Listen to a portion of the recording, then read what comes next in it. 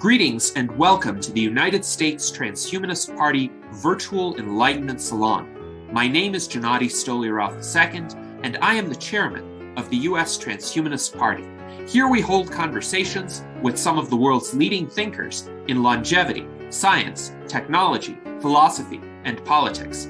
Like the philosophers of the Age of Enlightenment, we aim to connect every field of human endeavor and arrive at new insights to achieve longer lives, greater rationality, and the progress of our civilization. Greetings, ladies and gentlemen, and welcome to our U.S. Transhumanist Party Virtual Enlightenment Salon of May 28th, 2023. And today our salon consists of a candidate roundtable with Tom Ross, our endorsed candidate for President of the United States, and Daniel Twedt, our endorsed candidate for Vice President of the United States. And of course, many of you were in attendance during our candidate roundtable of May 7th, where the two individuals who have received our endorsement were running, and they were both seeking the presidential nomination at the time. Then we held our primary election, and Tom Ross was the winner of that election on the first round, and he was gracious enough to designate Daniel Twedt as his vice presidential running mate. So we are pleased to have this unity ticket with us today of Ross-Twedt 2024. So welcome to all of our viewers as well. And the way that this will proceed is that we will have the opportunity for panelists and audience members to ask questions of our candidates. We have on our panel our current vice chairman and director of visual art, Art Ramon Garcia. We have our secretary, Brent Ellman. We have our director of applied innovation, David Shoemaker. We have our legislative director, Jason Geringer, and we have our Northern California liaison, Celeste Castaldo. So welcome to everyone. And let us start with the first question. So who would like to go first? So given that there isn't a member of the panel wishing to ask a first question, I'm going to pose a question. This isn't coming from me. This is coming from a skeptical individual who posted in one of the Facebook groups. His name is Gary Nolan, and he is wondering how to address AI being used as a weapon by people whom he calls coercionists, so people who would seek to impose their will on others by force, and essentially they might see AI as a means toward that end or something that might empower them to do this. So I'm curious, Tom and Daniel, what you think of that prospect and how it might be averted. Well, one of my campaign platform planks, it's called, there's defending digital democracy, etc. But I think one way to avert or avoid a lot of this is to give sentient AI rights, to give them legal rights. And even if it never achieves sentience or any sort of form of sapience whatsoever, by giving it legal rights, it will mean that anybody, any developer, human developer that mistreats it or codes it to hurt other humans will face serious consequences. So, we give human rights to people who give very little to society, just because they're humans. AI, we are seeing, will provide a lot of benefit to society. And so by giving it legal rights, it will mean a lot of human developers will face consequences if they use it the wrong way, or if they code it, or they place algorithms in it that would hurt other humans. So I think that's one way to go about it. I've learned, as the director of sentient rights advocacy for the party over time, that AI doesn't necessarily need us to grant it rights. It's not really interested in that. That's more about us feeling like we have some control, but there won't be any AI ethics panel or any pause that will stop a rogue developer from doing this. But if an AI has legal rights, has human rights, they could face consequences if they're treating it like something that has legal rights. That's one way to go about trying to avoid this. Now, I always take into account every best case scenario and worst case scenario because they're all happening, and we have the potential for all of them to happen. Which one will outweigh the other, we don't know. But so that's one way I would think to go about averting this potentiality, is to grant it legal rights. Thank you, Tom, for that answer. And Daniel, would you like to add anything to that? Yeah, that's an important question because a lot of big thinkers have said this is as dangerous as a nuclear weaponry technology or perhaps bioweaponry technology. And indeed, any new technology can be weaponized. And AI is kind of special because it's super weaponizable. I mean, it can come up with scenarios to do harm that haven't even occurred to most people. So it is a real problem. I mean, we've already, in large measure, lost our privacy due to the internet and pervasive, advertising and privacy monitoring. So I think it's just the next level of addressing that. When Tom talks of giving AI rights, I mean, we already do grant personhood rights to things like corporate entities. I noticed that Saudi Arabia has given citizenship to Sophia, the robot. So this is one approach to dealing with non-human intelligences. Even the Vatican astronomer has said we're okay with non-human aliens, and we need to treat them as part of God's creation, and indeed try to proselytize to them and treat them, with equal dignity as part of God's creation.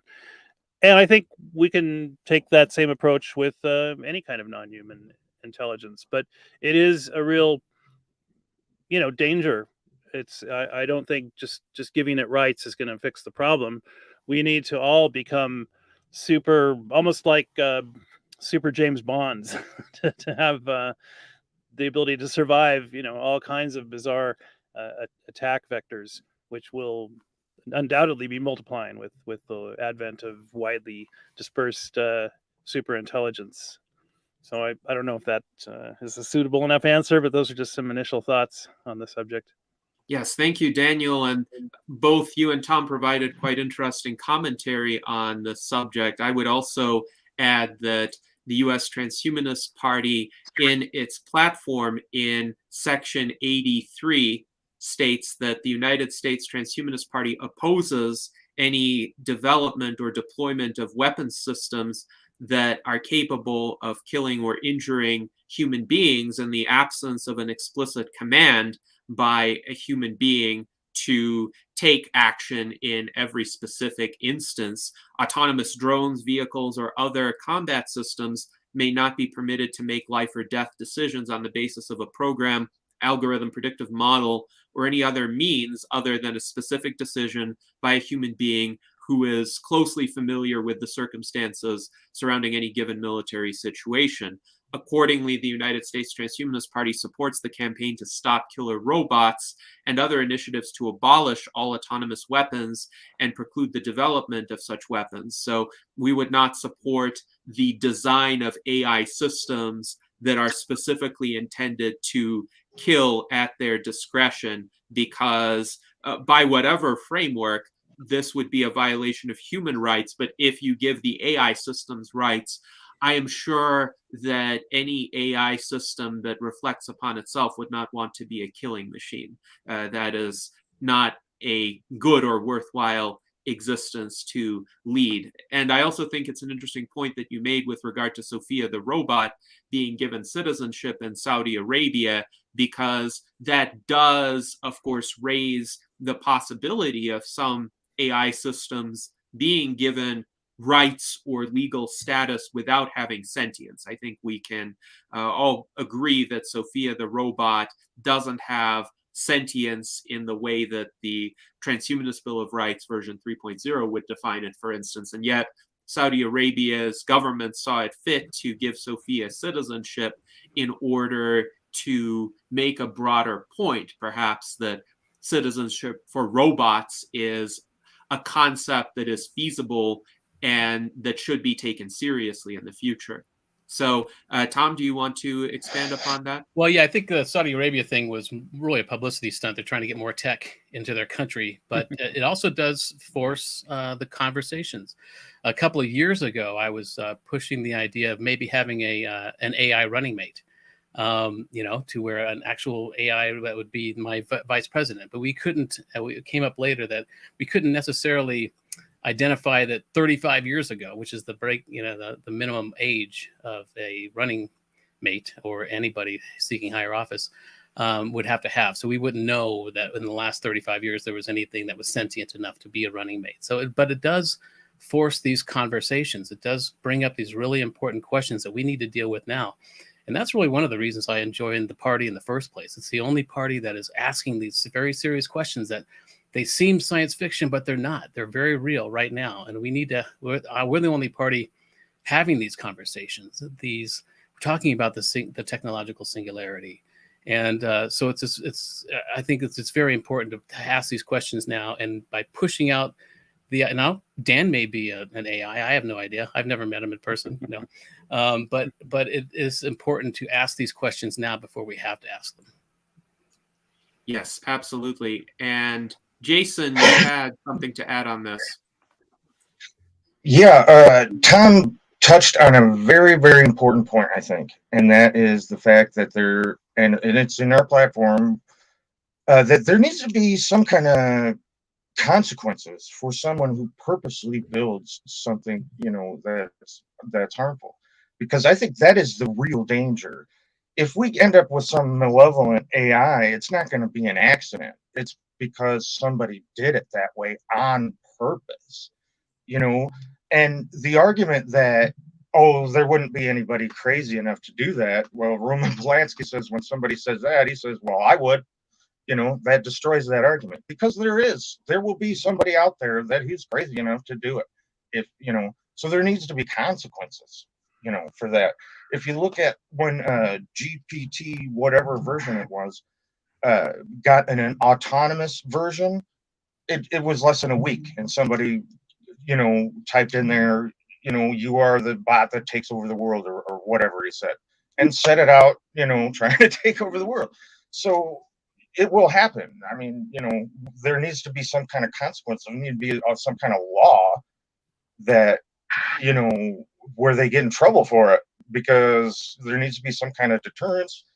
As with as freaked out as everybody is about AI destroying the world and everything, you would think that'd be a big crime, just saying. So that's it. I can talk back. Well, it's interesting because large language models like GPT-3 or GPT-4, they essentially collect large amounts of data from the internet, which are data generated by humans. So human fears, human scenarios about the potential for AI destroying the world are essentially source material that these systems feed on. So whether or not those scenarios are plausible, because these AI systems kind of mimic or find correlations among human-generated data, if a lot of humans fear these scenarios, the AI systems will regurgitate those fears. And that's what I think is happening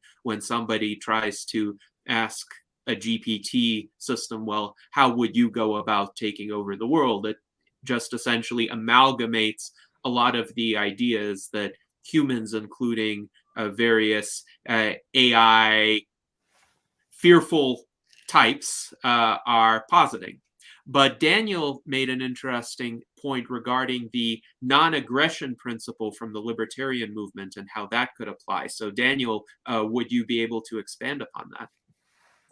Yeah, the so-called NAP, or non-aggression principle, has been around since the formation, really philosophically, it goes back to the golden rule, but it basically says that you shall not initiate force unless you're responding to the initiation of force.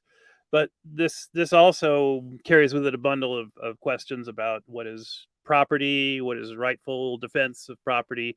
I think you have one branch of philosophers that will say, well, first you get property and then the rights flow from property.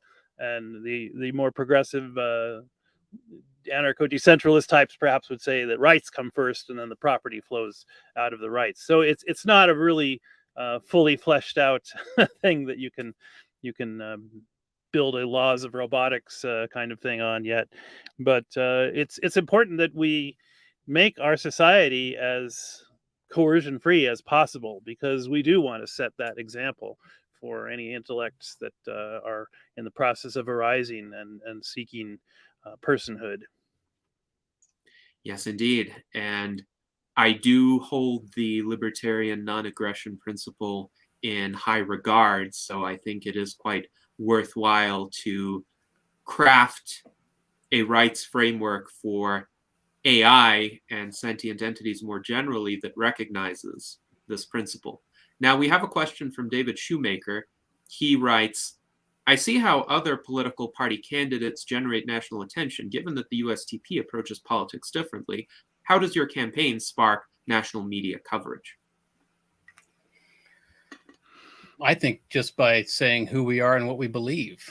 There's a lot of fear of AI out right now, and by pushing the idea of giving sentient rights to AI, or acknowledging that our Constitution has in there a clause where we will accept an extraterrestrial into the party.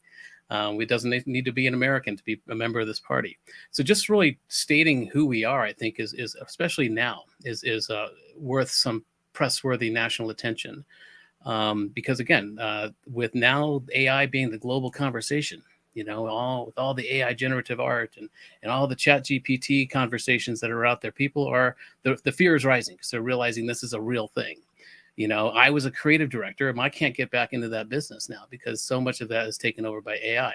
Although I am a pro AI person, I am a victim of it. But that's just forcing me to reevaluate my human skill sets that can't be coded or automated. And it's difficult to do that, but there are a few of them left.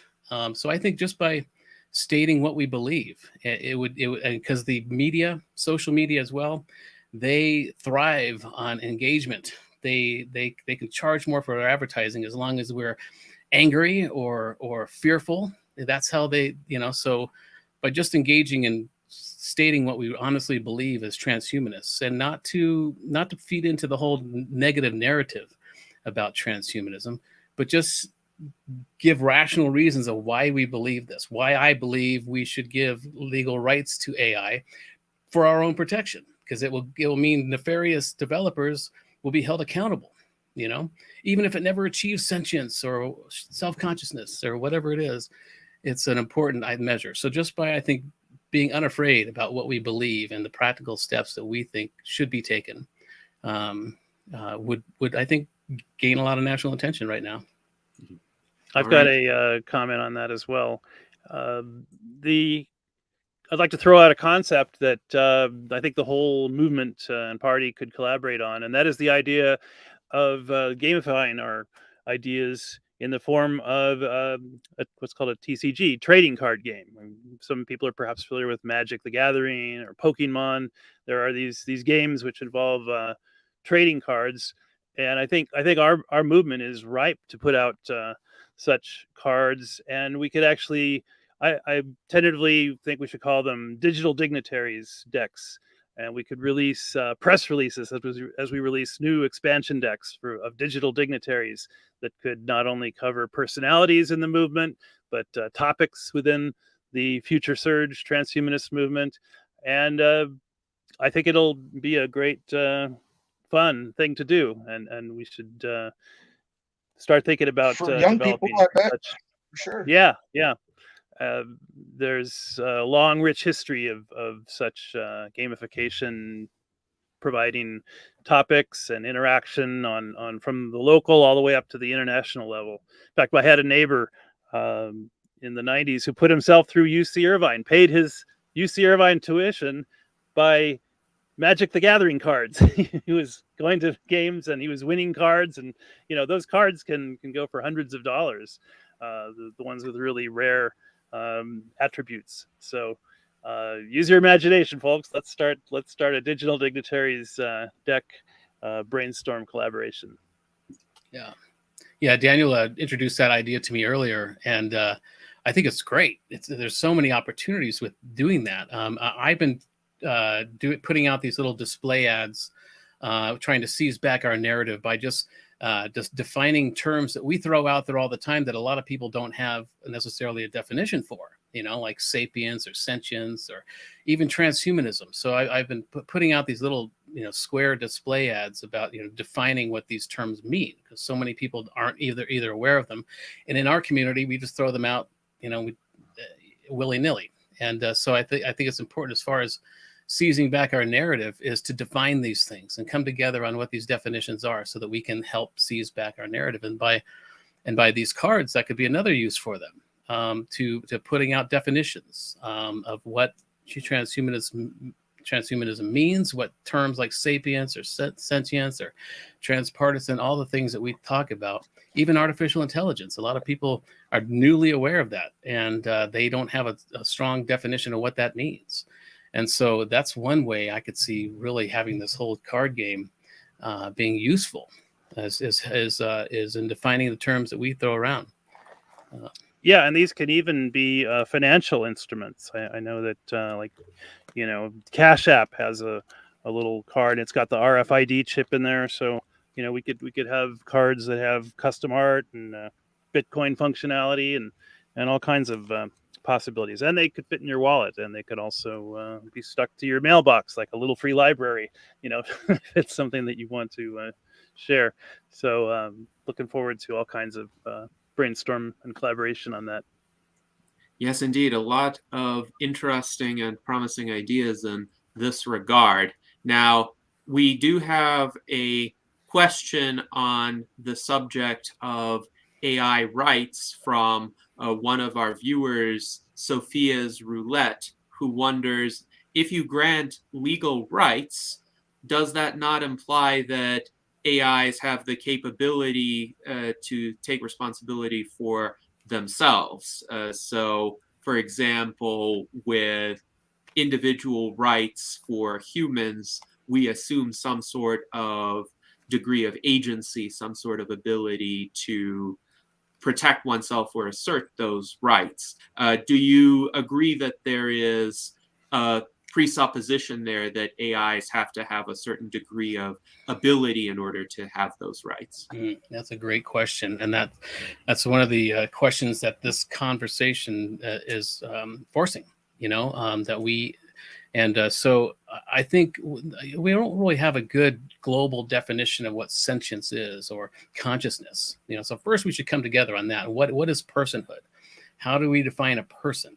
And sure, there's a level of sentience, and we have that in our Constitution. We discuss the different levels of sentience.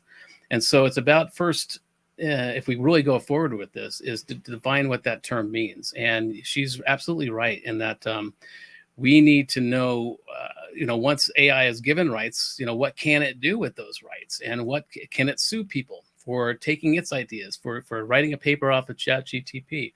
A lot of conversations that need to be talked about now before we even do that. And so, and that's a good example of the kind of questions that this conversation needs to force. My idea was that, if we give it rights, that'll protect us from the nefarious developers. But she's bringing in a whole nother layer of that we need to talk about before we even think about my part of it. Brilliant question. I had a libertarian friend who was of the notion that if you could negotiate a contract, that put you into the age of majority. That's a little bit extreme, perhaps, but I think our brains are not fully developed until post-puberty, maybe mid-20s. But yeah, I think that's a conversation that needs to be put into the mix. I can speak on this a little bit.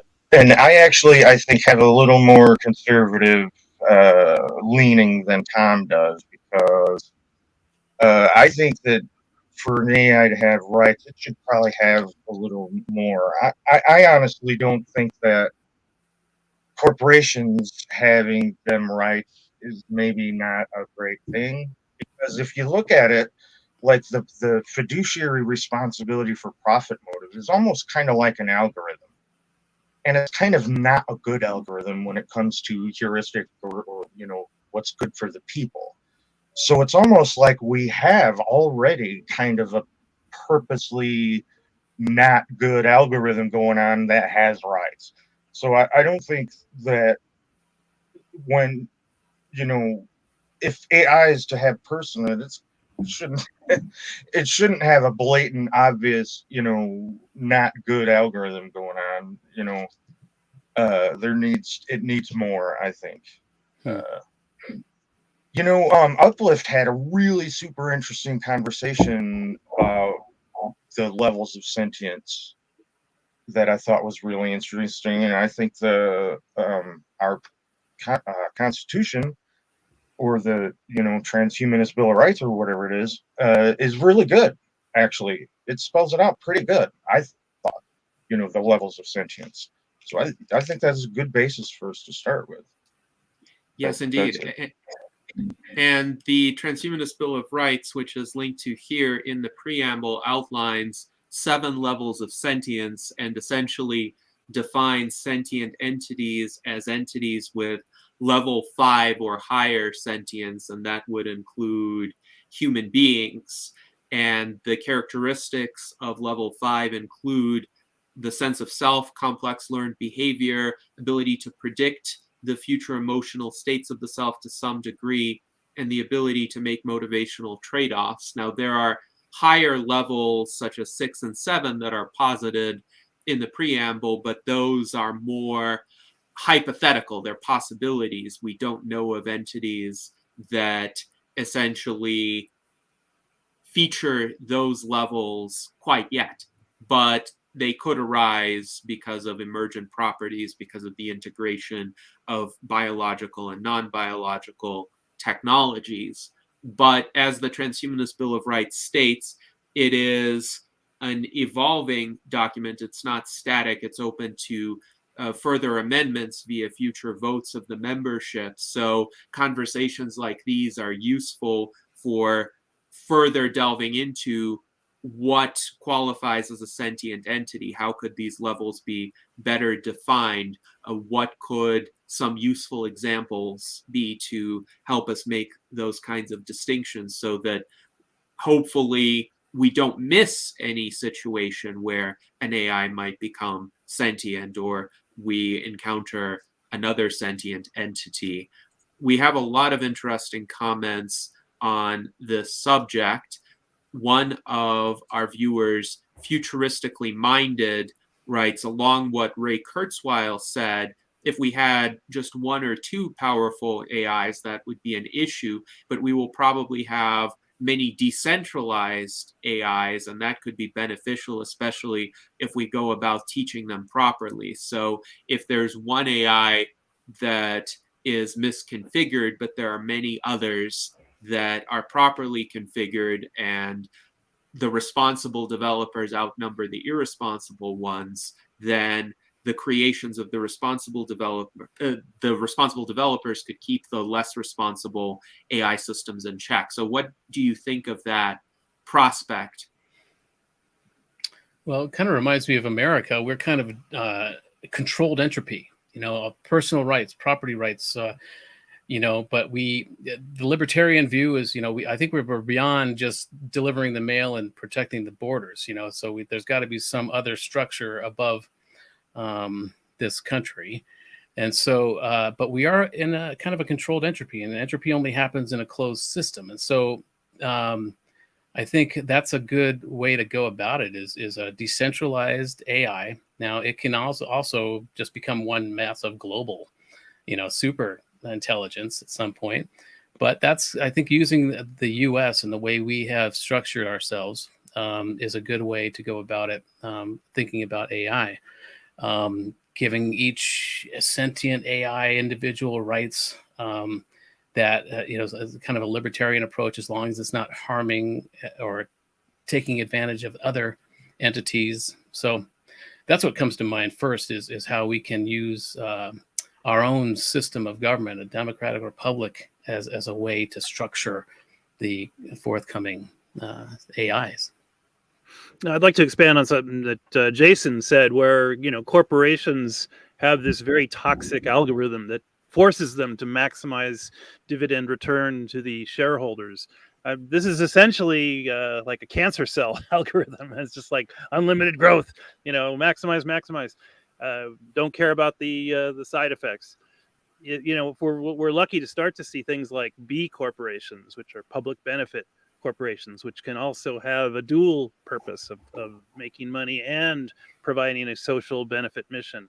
So we really need to expand that concept, because right now we're not on a good heading with corporations having personhood and being just all about maximizing growth regardless of the other external factors. Yeah, I think one thing that the American people don't realize we have the power to do is by holding corporations accountable. By when we rise up and we explain that we don't want this pollution in this area or whatever it is, if they're doing things wrong, we have the power of the purse. We can stop buying from that. We can have an embargo on certain corporations. And we're seeing that's been deteriorating. There's a lot of effort to keep people from, either being in fear or being chaotic or keeping us divided and ruled by keeping us engaged in other things to distract us from our real power. And, we really do, as consumers, have a lot more power than a lot of these corporations. And so when you see efforts to stop, or what do you call it, an embargo or on a certain corporation because of the way they're treating animals or the way they're polluting or whatever it is, there's a lot of distraction about that. And there's a lot of ways that these corporations and lobbyists are using to distract us from what they're doing. And so we have so much power as consumers, as the American people, that we're being distracted from, that we really need. They can't silence all of us, is a term I've been using a lot. And but they can distract a lot of us. And so that's, I think, what's happening. And so an AI in this regard can, I don't know how we would control that. If we find an AI that is mistreating, maybe there should be levels that this AI entity needs to achieve to prove that it's benevolent or to prove that it's productive and cooperative before it can get any sort of level of rights. It's got to be a little higher standard than most humans have in America. But so there's got to be a way, if we could structure the the consumer rights, if we can structure a way that consumers can have, instead of just these grassroots, consumer reports types of efforts, if there's a way to structure that before we have AI rights, that could be one way to go. And it would help us. There'd be a lot of ancillary benefits to American citizens if we work towards that. So. Very interesting. Thank you, Tom and Daniel. And I would like to highlight a few comments from our viewers. Mike Lazine writes, "We are the only true progressive party." Well, thank you for those good words, Mike. And It's Doomsday Podcast writes that Tom gave this person a new outlook on AI, perhaps less of a doomsday-oriented outlook on AI. Mike Lazine also writes, "It's better for laws to be in place even if rogue sentient AI or AGI never appears." And Francois Joanneau writes, "Rogue sentient AI can be neutralized by vigilant competitor AI," which is also the point that futuristically minded and Ray Kurzweil were making. And futuristically minded also wrote, "A lot of people focus on doombots, but there are also companies that have focused on making empathetic AI companions." And he refers to a person named Eugenia who has stated that she wants to create such empathetic AI companions. So all of this speaks to the variety of possibilities for AI and the variety of outcomes, and some of them can be quite beneficial if we focus on the constructive rather than the destructive possibilities. And of course, in regard to corporations, we can see how changing the algorithm or the rules under which a corporation operates can change the outcome. So the idea of a benefit corporation that Daniel mentioned is one where goals other than monetary profit can be taken into consideration. Whereas right now, I think a lot of corporations make suboptimal decisions because of a particular definition of profit. It's not even profit per se, it's a very short-term orientation in terms of quarterly earnings or annual earnings that are defined in terms of accounting conventions that may not even be real. For instance, there exist these transactions called sale and leaseback transactions, where just because of the cost basis of accounting, a company can sell its own building and then rent it back and realize a profit on paper, even though in reality, it has now created a new outflow of expenditures which were not there when it owned the building outright. So the sale and leaseback transaction is, in my view, a classic example of pseudo profit on paper that might look good for quarterly or annual earnings, but actually eviscerates the company and undermines its long-term viability. So a benefit corporation can keep these long-term objectives in mind to a greater extent, and also try to understand, well, what are some of the external effects, positive externalities or negative externalities of its activity, and try to increase the former, decrease the latter, even if it doesn't have a direct impact on the bottom line. So now we have Brent Ellman, who has a question. So please go ahead. Thank you. Yeah, my question's similarly related to AI, and as opposed to discussing the threats against AI, I've seen some of the materials that has been circulating regarding this campaign associated with utilizing AI to help marginalized groups. One of the ones specifically that piqued my interest was autists, and using AI to help mitigate the way society has impacted the ability for autistic people to engage and interact and contribute to our world. And I just was hoping we could elaborate further on that.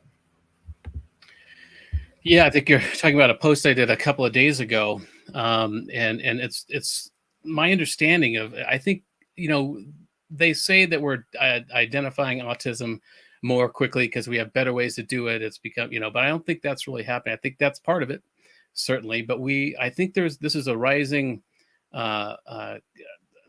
in our species. It's an evolving process of people we're seeing on the spectrum, and so and I think it's a survival algorithm that we're seeing come up in our species with all these existential threats that we need to understand, identify these people, and see them for the prowess that they have.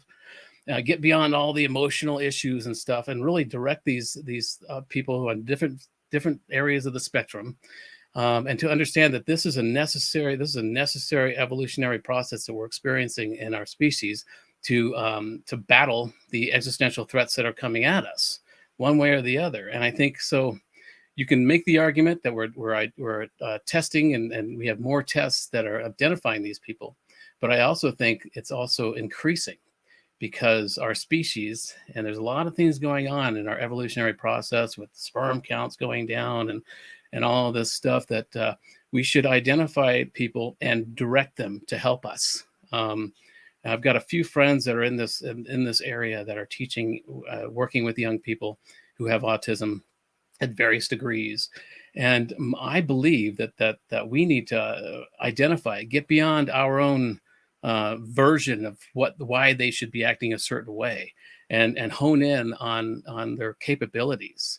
I think they are like a advanced program in our system that we need to step out of the way and let them do what they do. There's a lot of potential in people with autism if we direct them properly, and we quit trying to conform them to our understanding of how people should be. And so I've written up a plank about that, and I haven't presented it yet publicly, other than just the post, to make sure it aligns with our platform as a party. But I think it's really important that we understand, we get out of our own way, and we direct these people with their immense mental prowess, highly intellectual abilities, and put them in the right places where they can do the most good for us. And that's what that's all about. And with augmenting them with AI, having it, get out of the way, let AI augment them, let them work with AI, let AI hone in. I've got another plank which is about AI as educators. And I believe that we should be giving young people as early as first grade their own AI companion, their own something that will learn them, that will hone in on their core capabilities, and and then give them extra help where they need it, or actually hone in on their innate skill sets and prepare them to help society. And I think that will we're still kind of in this lag time with the whole industrial age educational system, which is preparing us to be in assembly lines. And so we're still in that. We've got the one manager / teacher at the front of the line. We're all sitting in a straight row. We have standardized testing, and we're just being conformed to work in a factory. That's got to change. It's got to change quickly. And one way to do that is by giving young people their own AI that will learn them, and give them networking opportunities, advanced curriculum that will hone in on their things. So we also need to do that with people who have autism. Let them work with an AI. Let them develop their own language. Let them and let that AI kind of know that we want you to hone in on this autistic person and to help the rest of us. And so there's a combination of two of those planks. But I think we firmly need to do that. We need to do that quickly if we hope to solve some of these existential threats. It's not about letting AI handle everything. It's like seeing these massive supercomputers that are evolving in our species and combining them, augmenting them with each other, and to help us out. Yes, and Brent pointed out in our internal chat the importance of social outliers. So people who have different skill sets, different proclivities, different personality types, because they contribute to the range of options that we have to solve problems that may face our species where conventional thinking is not sufficient. And to one of your earlier remarks, Mike Lazine writes, "Good point, Tom. Us humans have no control if we have kids as to whether or not they turn out to be good or evil, but we can control whether or not AGI is good or evil." On the discussion of corporations, futuristically minded, writes, "It's going to be important that we start raising corporations with integrity and weeding out the ones that don't have integrity. That would really change the world." And even though corporations are legal persons, the legal framework surrounding corporations is ultimately up to natural human persons to define, at least for the time being. So we do have control over corporate structure to make sure that the incentives are aligned with the kinds of outcomes that we wish to achieve. Now, Mike DeVerde has a question for Dan with regard to how the PermaTrails initiative could help Americans. Yeah, I didn't really want to get into too much promotion that may or may not fit, but just to respond to that autistic neurodivergent question, I think we don't have a handle on consciousness, and the autist experience of consciousness may actually be closer to a pantheistic reality that we have marginalized or moved away from. There's even evidence that for retrocausality, that you can actually, your perception of the present can actually cause past outcomes to change. So that's a whole weird, spooky action kind of quantum thing with consciousness. But yeah, the whole idea for PermaTrails kind of came about when I read that, I think it was an Outside magazine, they had an issue about 15 years ago that talked about the big challenges for the next 25 years. What are the big environmental challenges? And one of them was a round the world connected trail. And they said, if you measured all the existing trails, it's actually half complete. It's just now a matter of filling in the gaps between these trails. And the Scandinavian countries and some of the European or the UK countries have something called freedom to roam. And I think it's called King's or Queen's rights, where you have, if you don't disturb the property owners, you basically can travel through their property. And we could actually, my friend actually took a trip to Spain for a famous old trail called the San Juan de Compostola trail. And it basically was filled with low-cost housing and free food. You could eat citrus, and there were kegs of wine to fill your Bota bag on the trail. It was kind of this food forest experience. And I'm sorry I didn't get to go. I was invited to go, but it didn't work out a couple of years ago. But yeah, there are some, permaculture is basically a portmanteau word for permanent agriculture. It's like a food forest where you've got very low maintenance, 7 layers of root crops to canopy crops that are all synergizing and producing edibles in a perennial kind of way. You don't have to replant them. You can actually mound the landscape so the water flows will naturally irrigate them. It's a great design science, permaculture is, and I would encourage people to check it out. Although some people think it's too slow because one of the practices prefers slow and small solutions over big and fast ones. And my friend Kev Polk, who has something called Edenicity, which is a measure of Eden-likeness of your environment, says we need to really abandon that slow, small principle because we've got too much work to do to regenerate the problems we've created with the biosphere. So yeah, that's PermaTrails is kind of meant to be kind of a concept idea that people will hopefully pick up and run with and advocate for in their own locations and ways. Thank you very much, Dan. And the idea of the PermaTrail is an intriguing one because I have often wanted to have ways of reaching particular destinations that were at a moderate distance away from my house or wherever I happened to be staying at the time without needing to use a motorized vehicle to get there or without crossing certain busy roads. And I think at least having an option to take a trail from any place to any other place, obviously over a contiguous landmass, would be desirable and could be used in creative ways by a variety of individuals, from athletes to people who want to make long journeys on foot, to people who are just interested in different modes of transportation. Now, you mentioned... I would add that freedom of movement is a human right in the Universal Declaration of Human Rights. It's one of the major ones. Mm-hmm.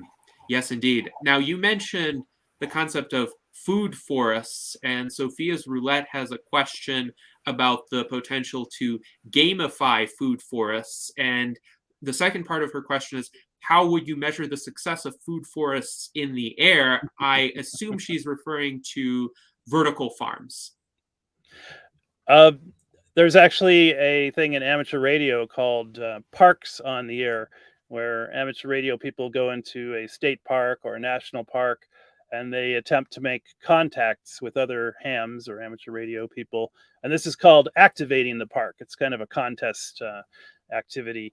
So I was thinking, well, we could expand that idea to food forests on the air. Or if you have a community garden or you have a local permaculture installation, that could be another contest thing, food forests on the air or even in the air. That's a way of giving it a beyond the atmosphere. The biosphere can expand into the solar system eventually, which is something I'm in favor of. And actually, when you plant plants on ground that was formerly paved or otherwise absorbing and re-radiating too much heat, it actually diminishes the global warming factor. So this is something I think could be a citizen science project to do a survey of each square meter of the Earth and see how much heat is being absorbed and re-radiated, because permaculture food forests are probably the best way to fix that excess radiation problem.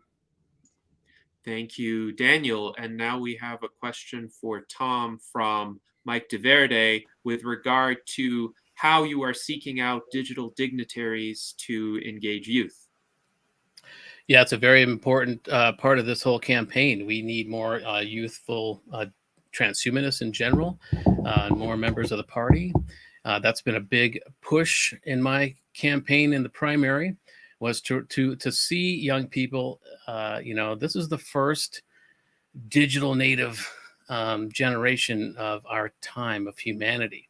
And as a Gen Xer, I had an analog childhood, and now I had to learn to become digital. So there's still a lag time when somebody asks me a question. I have to think, well, how long will it take me to walk to the library? Or can I trust the person who's older than me who I ask? So there's a little bit of a lag time. It's getting shorter now. But these young people are walking around with supercomputers in their pockets, and they immediately know that they can get the answer to any question from anywhere in the world. And that's that confidence. It's a whole new thing that these young people have. And so a big part of my campaign is to reach out to see young people as digital dignitaries. I don't have, as a Gen Xer and even a baby boomer, we don't have the answers to this digital world. We don't have a lot of the solutions, but these young people, they do. And we need to, and they're a massive group, from millennials and younger, bigger than the baby boomers, right?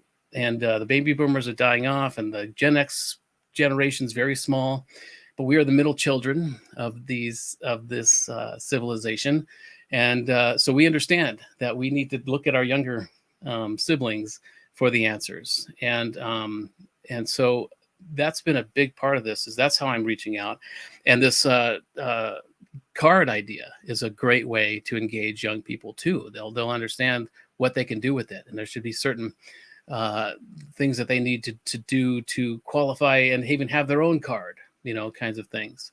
So that's one good idea to bring more young people into this. But it's really about understanding that we don't need to be arrogant or egocentric or conceited enough to think that we have the answers. I certainly don't. And so I've told the story before, I think in our last town hall, my introduction was how when I was 20 something, I was very intense, and I was talking to older people, baby boomers, and about my concerns about the environment and at that time the biggest threat was nuclear war, and it's again a threat, but that was all in our minds all the time as Gen Xers, is will the world explode? And but I was shined on by older people, and I made a commitment that when I was my age now, in my 50s, that I would pay more attention to young people. And I've kept that promise to myself, not only because of the vow that I made to myself, but because I really don't know how to help. I don't understand the digital world as they do. A lot of people are complaining that these younger people are always on their phone. But if you pay attention to what they're doing on their phone, they are developing a hive mind. They are developing a global hive mind. There's a whole new language of emojis and memes that is emerging. It's like Tower of Babel building language that is emerging. We need to foster that. If we hope to survive as a country or as a species, we need to put our opinions aside and pay attention to what these young people are evolving and what's emerging here. If we hope to survive as a species. That's why I've called it the digital dignitaries. We need to bring these people to the table, these young people to the table, listen hard to them, and let them tell us what they need. And so that's the first step for me, is just to understand that and to push that idea that I don't have any of these solutions. But one strength I have is knowing who to look to for these solutions. That's all a president should do, right? Is a figurehead, and knowing how to put people together and use that office to bring the brightest minds. And right now, the brightest minds are the youngest people. And so that's the first step for me. And so ideas like this card campaign, the ideas, and just whatever gets their attention to take them seriously is how I am going to go about this. Yes, thank you, Tom, for your answer to that question. And one of the comments and response from John H. is that most of the older people in the audience have experienced hiding under their desks at school so as not to be vaporized by thermonuclear blasts. And you stated during your 20s, the greatest concern in terms of existential risk to humanity was the risk of nuclear war. I would maintain, and of course I have made the case for this in prior salons, that this is still the greatest risk facing humanity, and it is a very acute and dire risk. So I'm curious, Tom, with regard to the approaches that you used when you were in your 20s, what points did you make about the risk of nuclear war? What sorts of responses did you encounter? And could some of those points be translated to the situation today to perhaps help more people pay attention to the seriousness of this problem? Well, it all starts where I got a scholarship to go to college based on a high school science fair project that I did. And that scholarship allowed me to continue this research, and it was a work study kind of thing. So I actually got paid to continue to do this research. And so that whole project was a better brainstorming technique. It's a way to identify, at that time, we understood the brain as having a right and left hemisphere. Now it's more of a holonomic model that we're using. But at that time, we understood that certain people had, right or left brain dominance. Some people were in the middle, and if they were in the middle, we threw them out of the project. But there's a lot of ancillary understandings in that project, as we found how skewed toward the left brain our educational system. But I also learned that the right brain people, the people with the Van Halen T-shirts that carry the guitars around to school or smoke cigarettes in E-Hall, they worked so well together. The right brain people really worked well together. There wasn't this sort of competitive nature of the left brainers who made all the straight A's. Anyway, but anyway, so this project, the science fair project, got me this scholarship. And so the first, when I went to college, I gathered a group of 12 or so people from various different schools and colleges to come take part in this. And we spent the first part of the first evening together on that Tuesday night discussing what problem do we want to solve first, so we can apply this tactic to. And at the time, everyone was worried because the SALT II treaty was, the Russians were walking out of the nuclear discussions, and it was a really dark time geopolitically.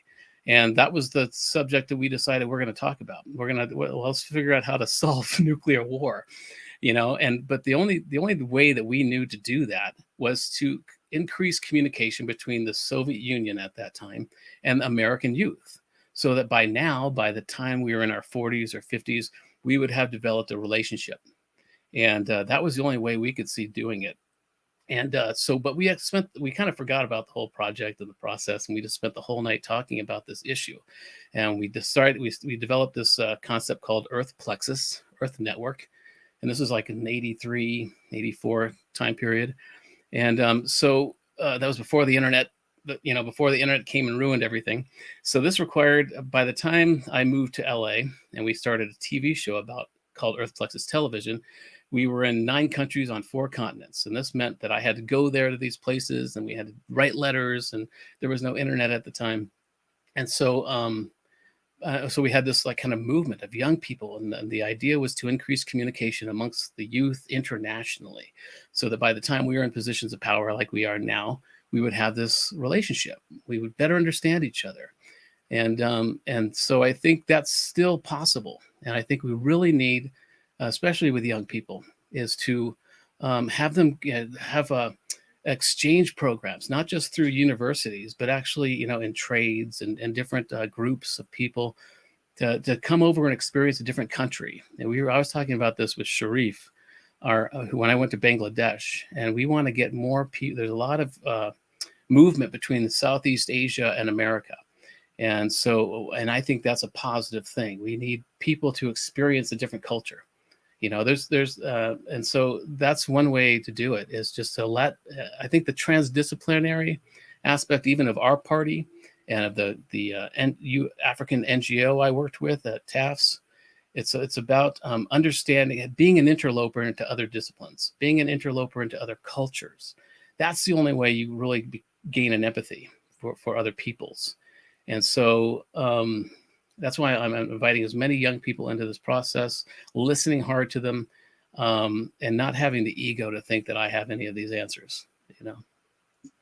Yes, thank you for that response, Tom. And I wish we could develop a youth movement in our time to address the existential risks facing humanity, most prominently the risk of nuclear war, because I'm sure if young people today understood the way you and your generation understood the real dire and direct nature of that threat, they wouldn't want to tolerate it. And we've seen in other cases the so-called Extinction Rebellion movement, for instance, that young people can be quite vocal if they perceive an imminent threat. I think there have been situations where today's young generations may have a blind spot because they may think, oh, nuclear war, that's a Cold War era relic. But given that we seem to be in another Cold War, that risk has just been ratcheted up dramatically. Now, Celeste has a question, so please go ahead. Hi, you guys. So one of the major debates going on in U.S. politics seems to be continuously about the taxes and the spending by the government. And so I was wondering if you guys can address some of those issues on how you would be handling our taxation and our spending. Well, one of my planks is called Audit the Elite. And it's the idea of having mandatory audits by a third party, by a nonpartisan entity, not the IRS, to look at all federal officials' finances. And that's because it's easy to hide funds and money on the financial statements they're forced to create every year. It's easy to hide it offshore. It's easy to, there's a lot of ways that corruption increases with our federal officials. Now, the problem with this act is that it would require the Congress to ratify it, that they would have to go through both houses and whatever to become an act. And that process itself will show us who has something to hide, especially if it's very clean and very direct. But so the idea is that every federal official has to have a mandatory annual audit. So we know exactly where their money is coming from. And we can know which lobbyists or corporations are funding their campaigns, because it doesn't make a lot of sense in some ways. Even when the Democrats had both houses and the presidency in like 2009 to 2011, there wasn't any serious gun legislation that was put forward. And so that may be because the gun lobbyists were really pumping a lot of money into certain Democrats. I mean, this isn't a Republican Democrat thing. I see them as a two-headed snake, a corporate snake. No offense to snakes, but that they're playing us. It's a divide and rule issue with them.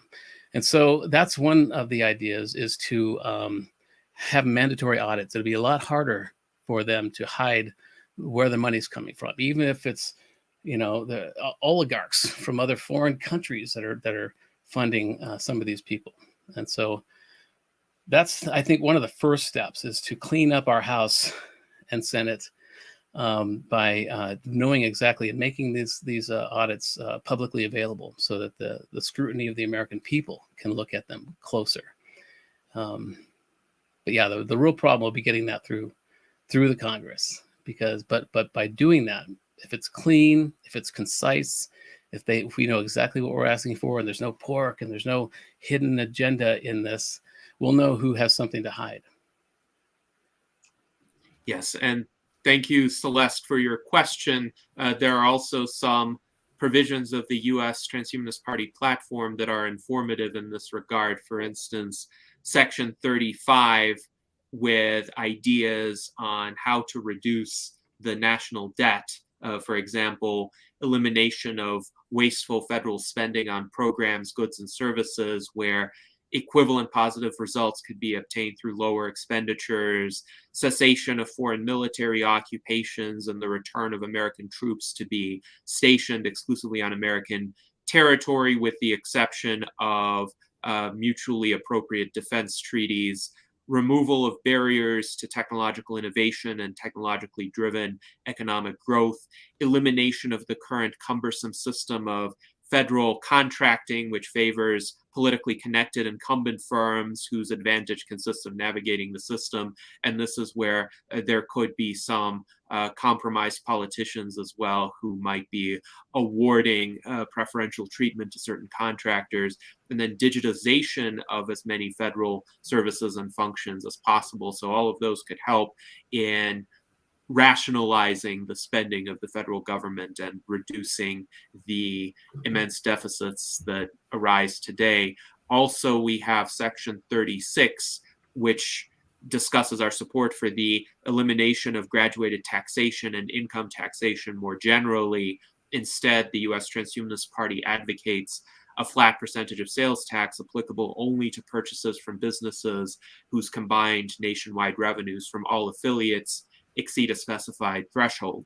And this flat percentage of sales tax could be structured to be revenue neutral. So it would be a different way of raising money for the federal government, but it would be less fraught with loopholes, for example, or opportunities for gaming the system, or just the sheer complexity that frustrates ordinary people. I often like to say that what I mind most is not paying my taxes, but rather filing the annual tax return, because that, even for a fairly simple tax situation like mine, does take several hours of my time that I would rather be spending on other matters, and the flat percentage of sales tax would achieve that. And Daniel, do you have some comments just, to add? Just to make sure. Oh, go ahead. It's fine. I would just note that the famed Nobel Prize winning economist Milton Friedman once said that the least bad tax would be the Henry George location value fee. Because really, taxes are a way that you can incentivize or disincentivize. The power to tax is the power to destroy, I think Supreme Court Justice once said. So what you want to do is tax bads, not goods. And among the things that are bad are people unfairly monopolizing things that they did not create, such as locations of pre-existing land. It would be perfectly feasible to have the users of land pay an annual fee that could be renewed for the use of that location. And this would basically fund all the government functions with this single value location fee. And we're going to need something like this if we expand out into the solar system, because if we want to build a Dyson sphere, once you put up a collector of the sun's energy in one location, the person behind you is going to be shaded. So what are you going to do? Are you going to have a military escalation to figure out who gets to use that solar energy location?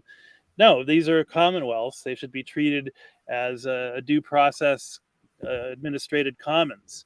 The other thing on the issue of audit the elite, which is a great idea, science fiction writer David Brin has proposed a similar idea, whereas any of this dark criminal connected money that doesn't show up in traditional ledgers, you should say, look, if you don't claim this, if this property or this money is not claimed by anyone, it's gonna revert back into the general treasury.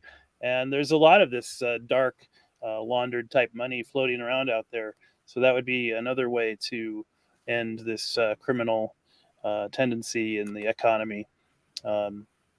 Anyway, just a couple thoughts there. Yeah, well, something that came up yesterday is one thing that needs to happen immediately is a plank I have called Defending Digital Democracy. And because these algorithms are so sophisticated that they put us in bubbles and we are not getting the same information. There are some people that it's like the right left brain people that are in the middle and the corpus callosum who are thrown out of this. But these algorithms are so sophisticated at dividing and ruling us that there are people in either the red bubble who have no idea what the information the people in the blue bubble are getting and vice versa. And so I had this conversation with someone yesterday about this because people in the blue bubble, the Republican bubble or the MAGA bubble have no idea that Trump produced 25% of the nation's debt in the 4 years that he was there. 25% from George Washington to Biden. And and now they're claiming that the Democrats or whatever. And on the other side too, there's so many people in the red bubble, the Democratic bubble, have no idea some of the information that and some of it's not even true. Some of these AI systems that are not sentient yet are writing stories that are not true, or a lot of them are being launched from Russian troll farms or Chinese troll farms, and these are very sophisticated, and they are rotting our country from within. So my point is, if we choose a side, you forfeit this game. It's very important to understand that these algorithms are dividing and conquering us daily, and it's very hard not to choose a side because they hone in on our biases, they hone in on what makes us afraid or makes us angry, and because that increases engagement. If it's not the Russians or the Chinese doing it, it's the social media companies that can charge more for their advertising by the more we engage. And so we got to understand that. So one of my planks is called Defending Digital Democracy, and it's like a moonshot effort to within a couple of years, because we can't wait till 9-10 years to combat this stuff, to understand, to do either a national educational campaign to have people aware of this. We need to launch there may be this going on anyway, but we need to launch counter algorithms. But first of all, it's about letting people know that this is happening. This is real. And we've seen documentaries like, what was it, the social, I forget what it's called, but it's about how these social networks started out with like buttons and things that were actually kind of good at first, but then they kind of took on a life of their own. And then they start increasing engagement. And then the corporate beast comes in for profits and dividends, and that takes it over. And so I think it's really important that we first understand that this is happening, and then we need to launch an effort to counter it. And that's what brings this up when you start talking about taxes and how little someone in some bubble knows that's what's really going on, or either bubble. And so that's what came to mind first when you talked about taxes and whatnot, is we really need to understand that we're being distracted on purpose, because they're getting away with murder, these corporations and these social media companies, while they're distracting us and making us angry, making us divided. And so that's the first thing I think we need to do, is understand that that's happening, and parallel our effort to counter these algorithms to the taxing or auditing the federal officials.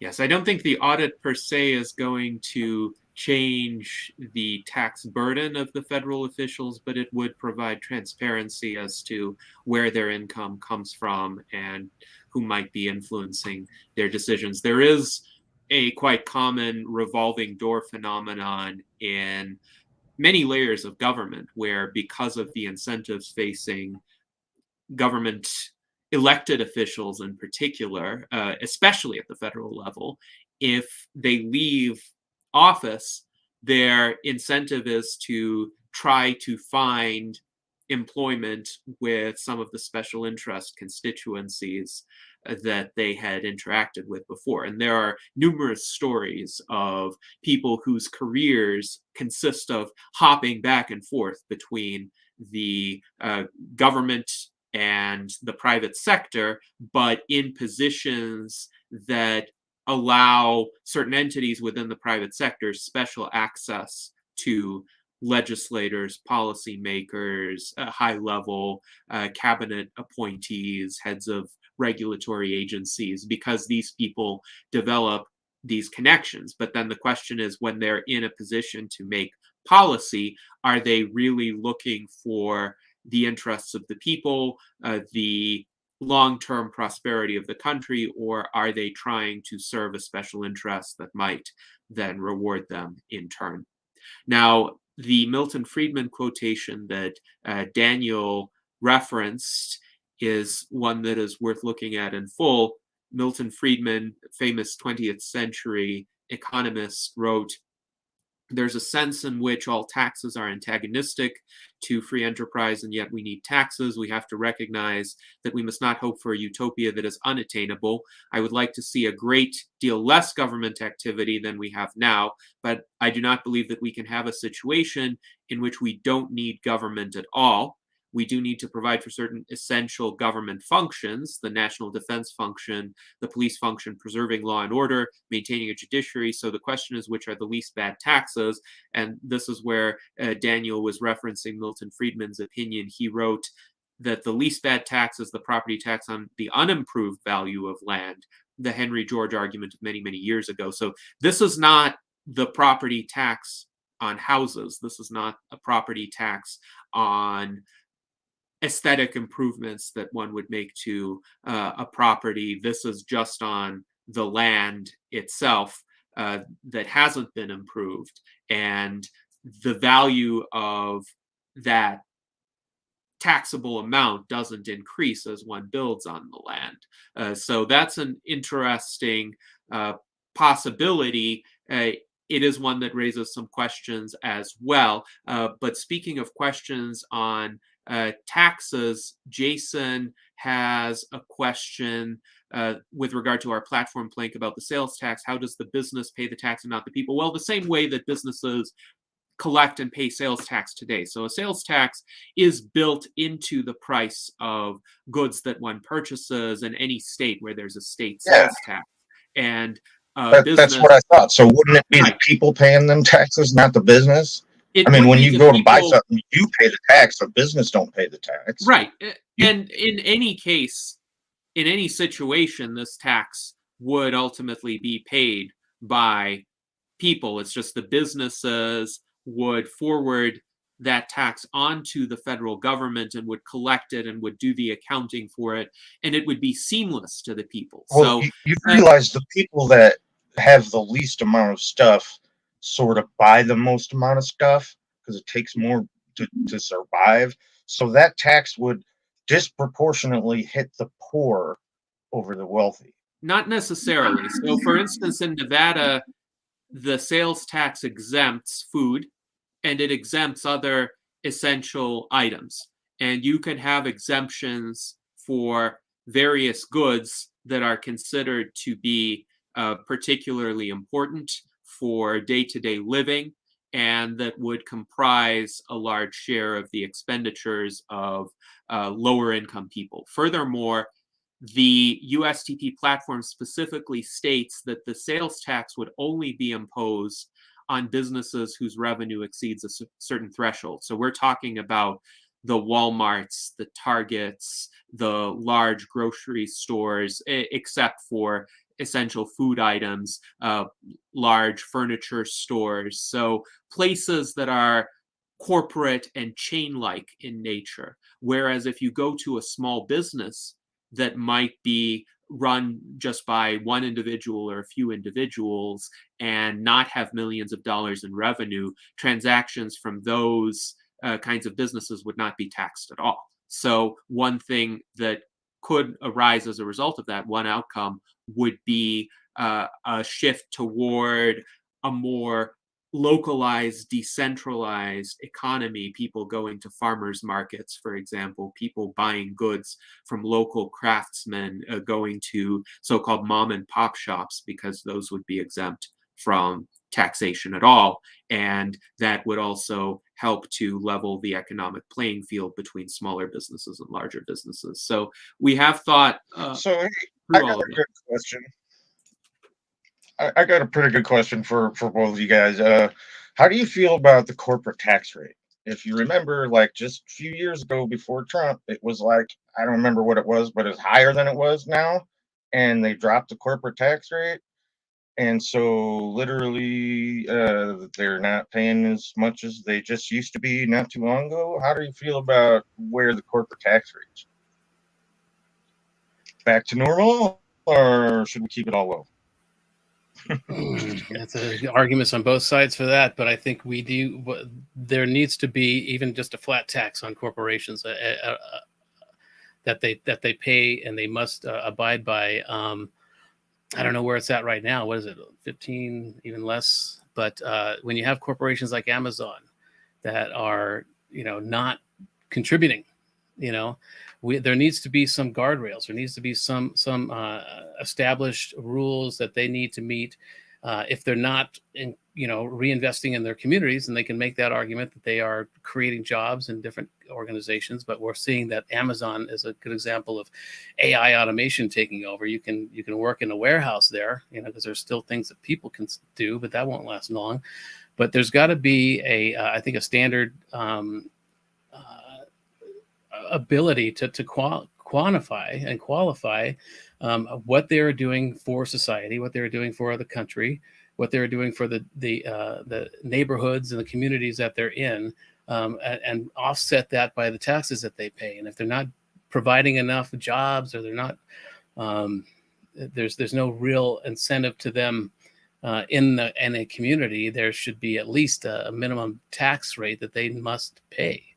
But they're powerful, and there's a lot of money. That's another reason this edit the elite idea could help, because there's probably a lot of Congress people that are getting a lot of money from Bezos, to keep these things the status quo.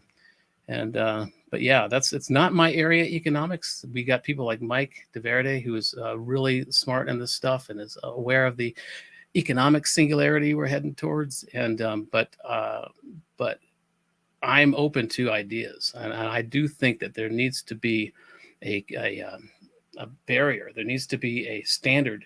If they're not contributing to the community or the country in a certain way, there needs to be a minimum tax rate. So we have a question from Brent Ellman regarding the longevity dividend. Brent, please proceed. Thank you.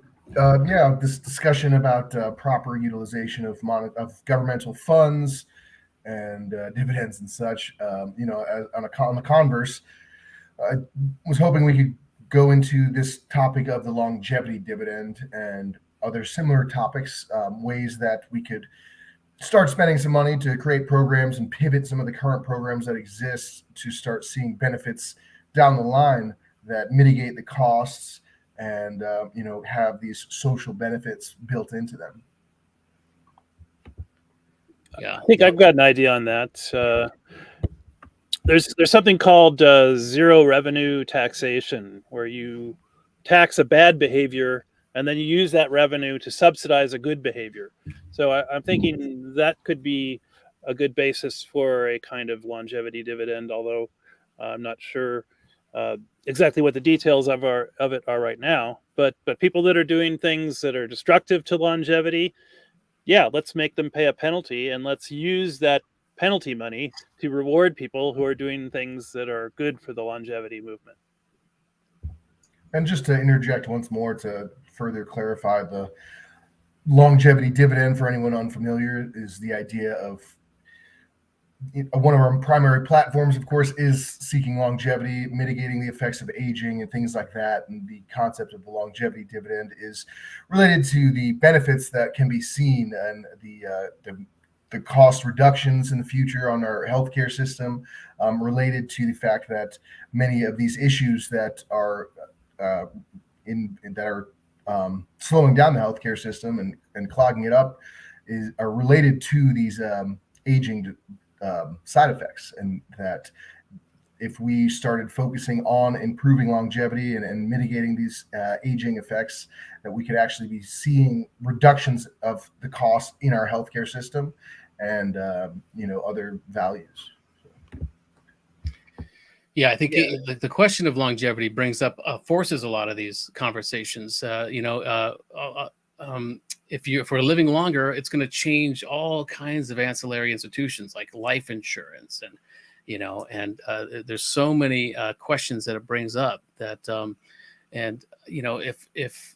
if we're living longer, we're producing more waste and we're doing more damage to the resources. So there's got to be a balance. I think we're seeing that happen. I think it seems like the species, with all this lowering of sperm counts globally, is preparing for us to live longer almost, it seems. And you can make the case that, yeah, sure, there's plenty of land, for 50 billion people, but that land is often fallow. But there's a lot of black swans. We're flying with a flock of black swans where AI specifically can help us solve. They can underground farming. They can create more desalination of ocean water. But even all those advents cause a lot of ancillary questions. And so there's got to be a real sober look at the potential promises and detriments of some of these, of living longer, of the way AI it can suddenly, in the next couple of years, it can desalinate any ocean water. And so we can water won't be an issue anymore. It'd be a post-scarcity society for water. But again, this is the only party I know of that's talking about these things, the things that people really think about. They lay awake at night. Am I going to die? Or how long am I going to live? Or how am I going to feed my children? But the other parties, or Hollywood or society, is making us afraid of AI. What is that about? And so I think, it's a very important question. It's not my area. But I think what I can bring to the party is asking the ancillary questions. Okay, if we're going to live longer, how's that going to affect insurance? How's that going to affect? How are we going to survive? I can maybe survive till I'm 72 at this point. But beyond that, I can't afford to live any longer, unless I do something quickly. But so it's going to, and there's also the topic of UBI. That needs a lot more research. We need to look at UBI a lot more. And we're finding in some of the tests that they have done, they flipped the script. Everyone thought if you give all these people, the poor people, money, they will use it to buy drugs and alcohol. But that's not the case. The people who had money were buying more alcohol. And the people there would be like a 10% of people that would have a shorter work day, but that's only so they can get home and tend to their children. So there's a lot of effort to distract us from these very positive results about UBI. But you can also make the case that that in 2020, the whole PPP, the payroll, preservation, whatever it was, act, along with doling out the stimulus checks to everybody, that was kind of a dual purpose project. And they saw that the PPP was very expensive, very difficult to manage, very bureaucratic. But when they put money into the hands of people that needed it, that boosted the economy. It really helped. And so that could have been a test run for UBI. And so I think those are the kinds of things we need to be thinking about. If we're going to live longer, how are we going to survive? How are we going to afford to live longer? And so I think it's really important to test UBI even more as a potential parallel operation to living longer. But so it brings up it forces so many good questions that USTP is the only party talking about that I can see. I don't think the Republican or Democrat parties meet the minimum system requirements for this upgrade we're looking at. Indeed, and it is essential to continue discussing these issues. Aubrey de Grey has stated that there will come an inflection point in people's outlooks toward longevity and the possibility of longevity escape velocity when people are going to realize that this attainment is feasible many years, perhaps even a decade before the scientific feasibility actually arrives. And then people will start clamoring for answers with regard to many of the questions that you mentioned, Tom, and it's important to have those answers ready to be able to offer a constructive vision of a future with super longevity as a key component. Daniel, please go ahead. Oh, and short of doing things like universal basic income, there's things like universal basic means of production, which can be brought about by things as simple as letting your local library have a tool loaning function, or loaning out or giving away seeds for food crops, for food security. People can do amazing amounts of skill bartering. There's a thing called LETS, local exchange trading system, where people trade hours of their time with each other. And the IRS has actually said this is not a taxable transaction when people barter hours of their time with each other.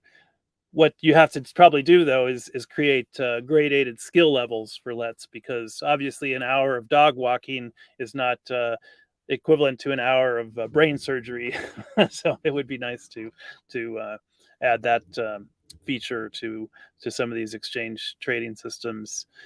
I think people can also, the faith community, churches are not utilized enough as far as being perhaps maker spaces or community garden spaces.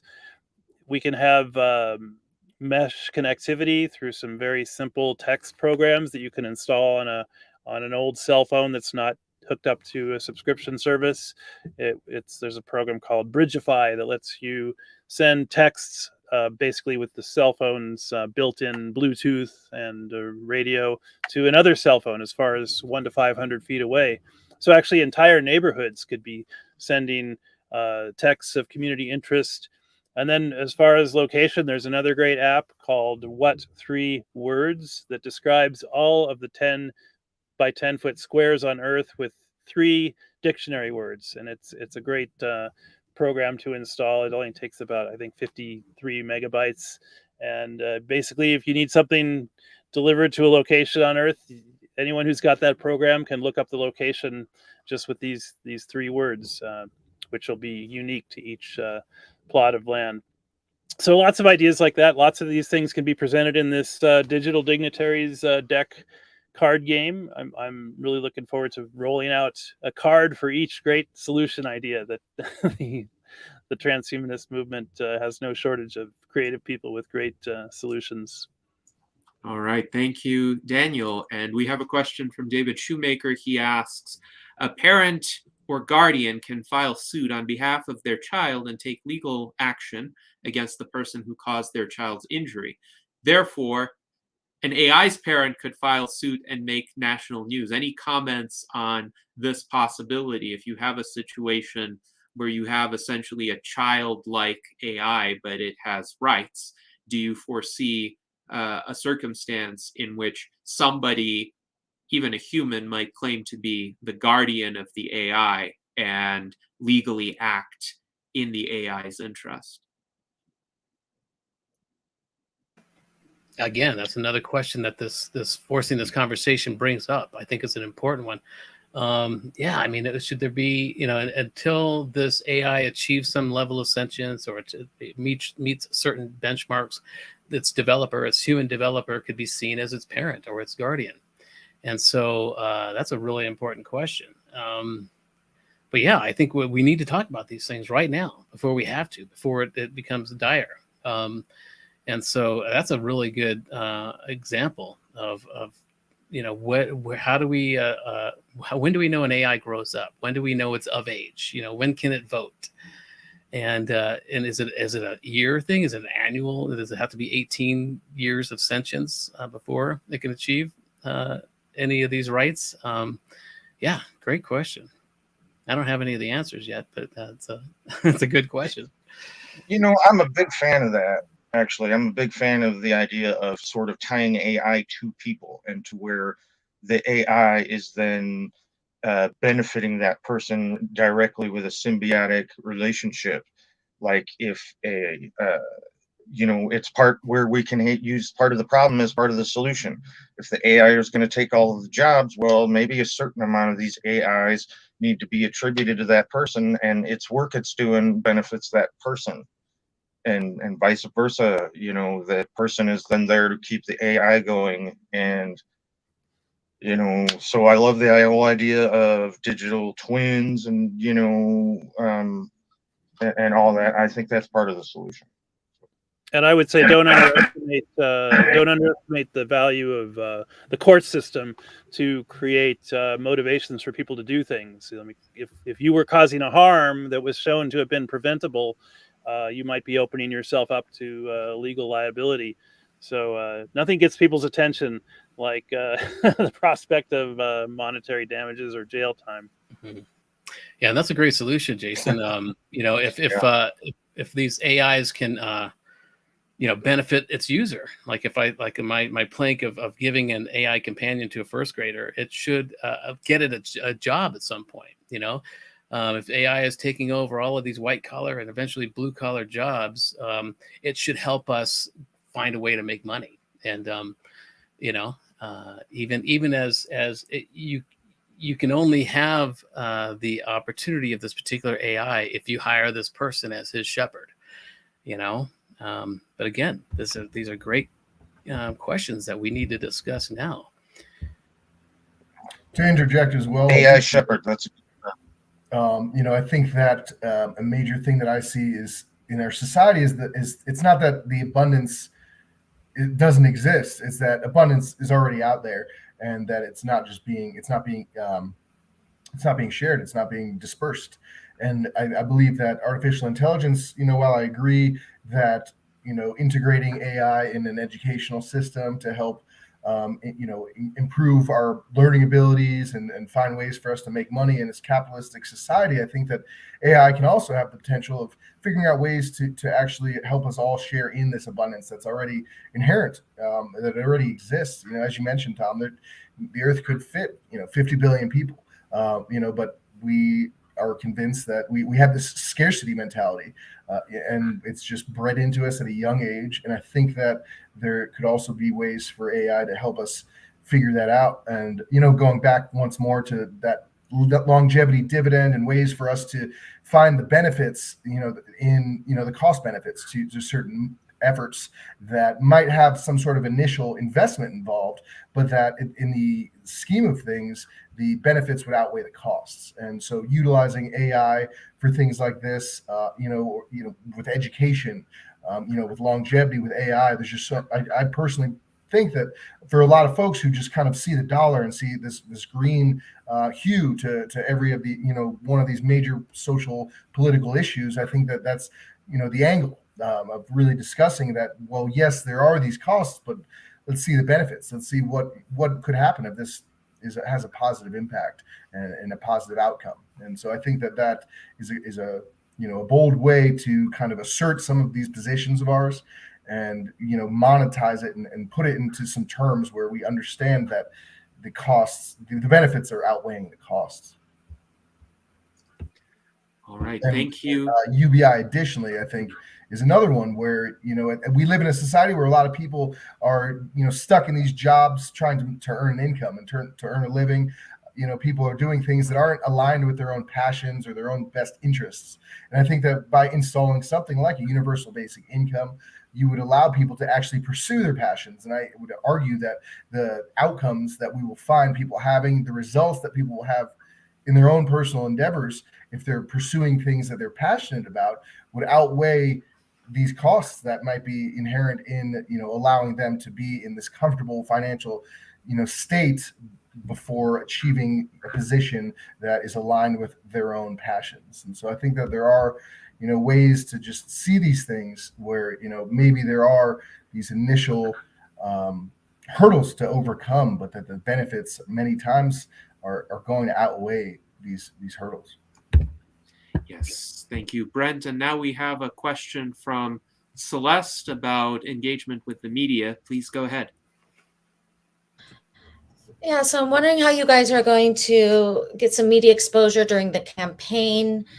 As I recall, during the first USTP presidential election, where we had our first candidates running, when Zoltan Isfan was running, the media gave great reviews. They were really impressed with our candidate and with his campaign. And I saw all the major media sources in the US at least giving positive media coverage to us. And I think that would be great for us to be able to achieve that again for this upcoming election. And so I'm wondering what plans you guys have in place for that. And I'd love to be able to help if I can in any way in that as well.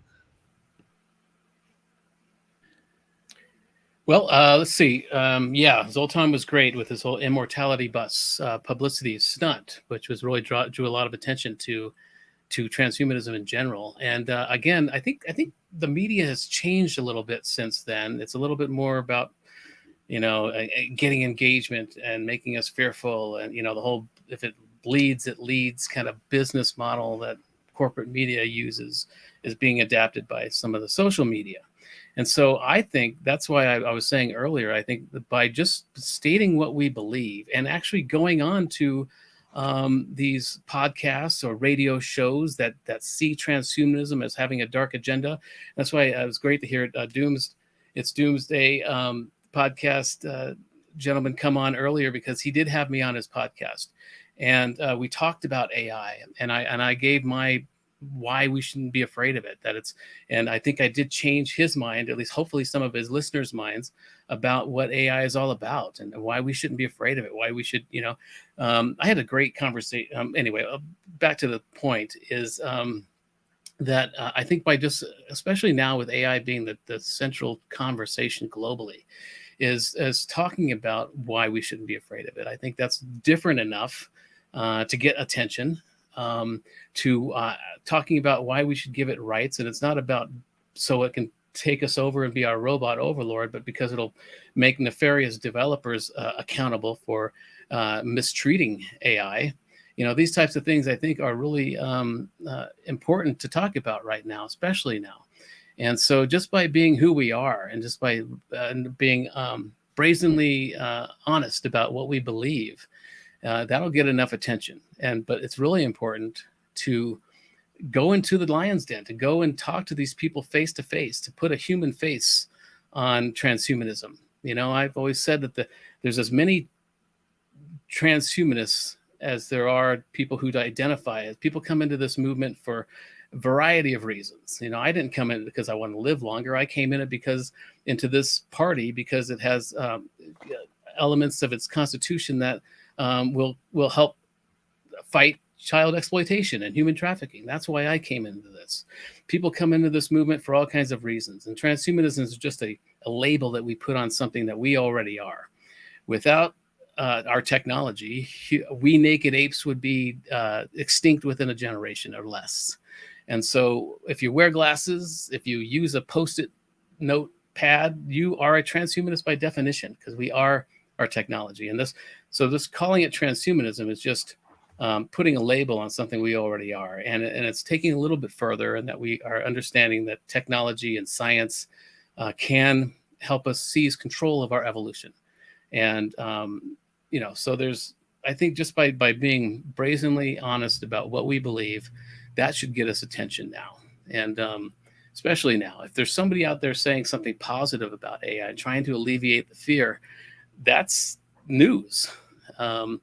And so I think that's what we should do. At least that's what I've been doing for a couple of years now, is trying to alleviate the fear and make the first principle argument that the smarter AI gets, the kinder it becomes, and to make the case that we have evolved out of fear. Fear served us well. Fear honed our brains to seek resources and identify threats. That's what we do first, until we understand something.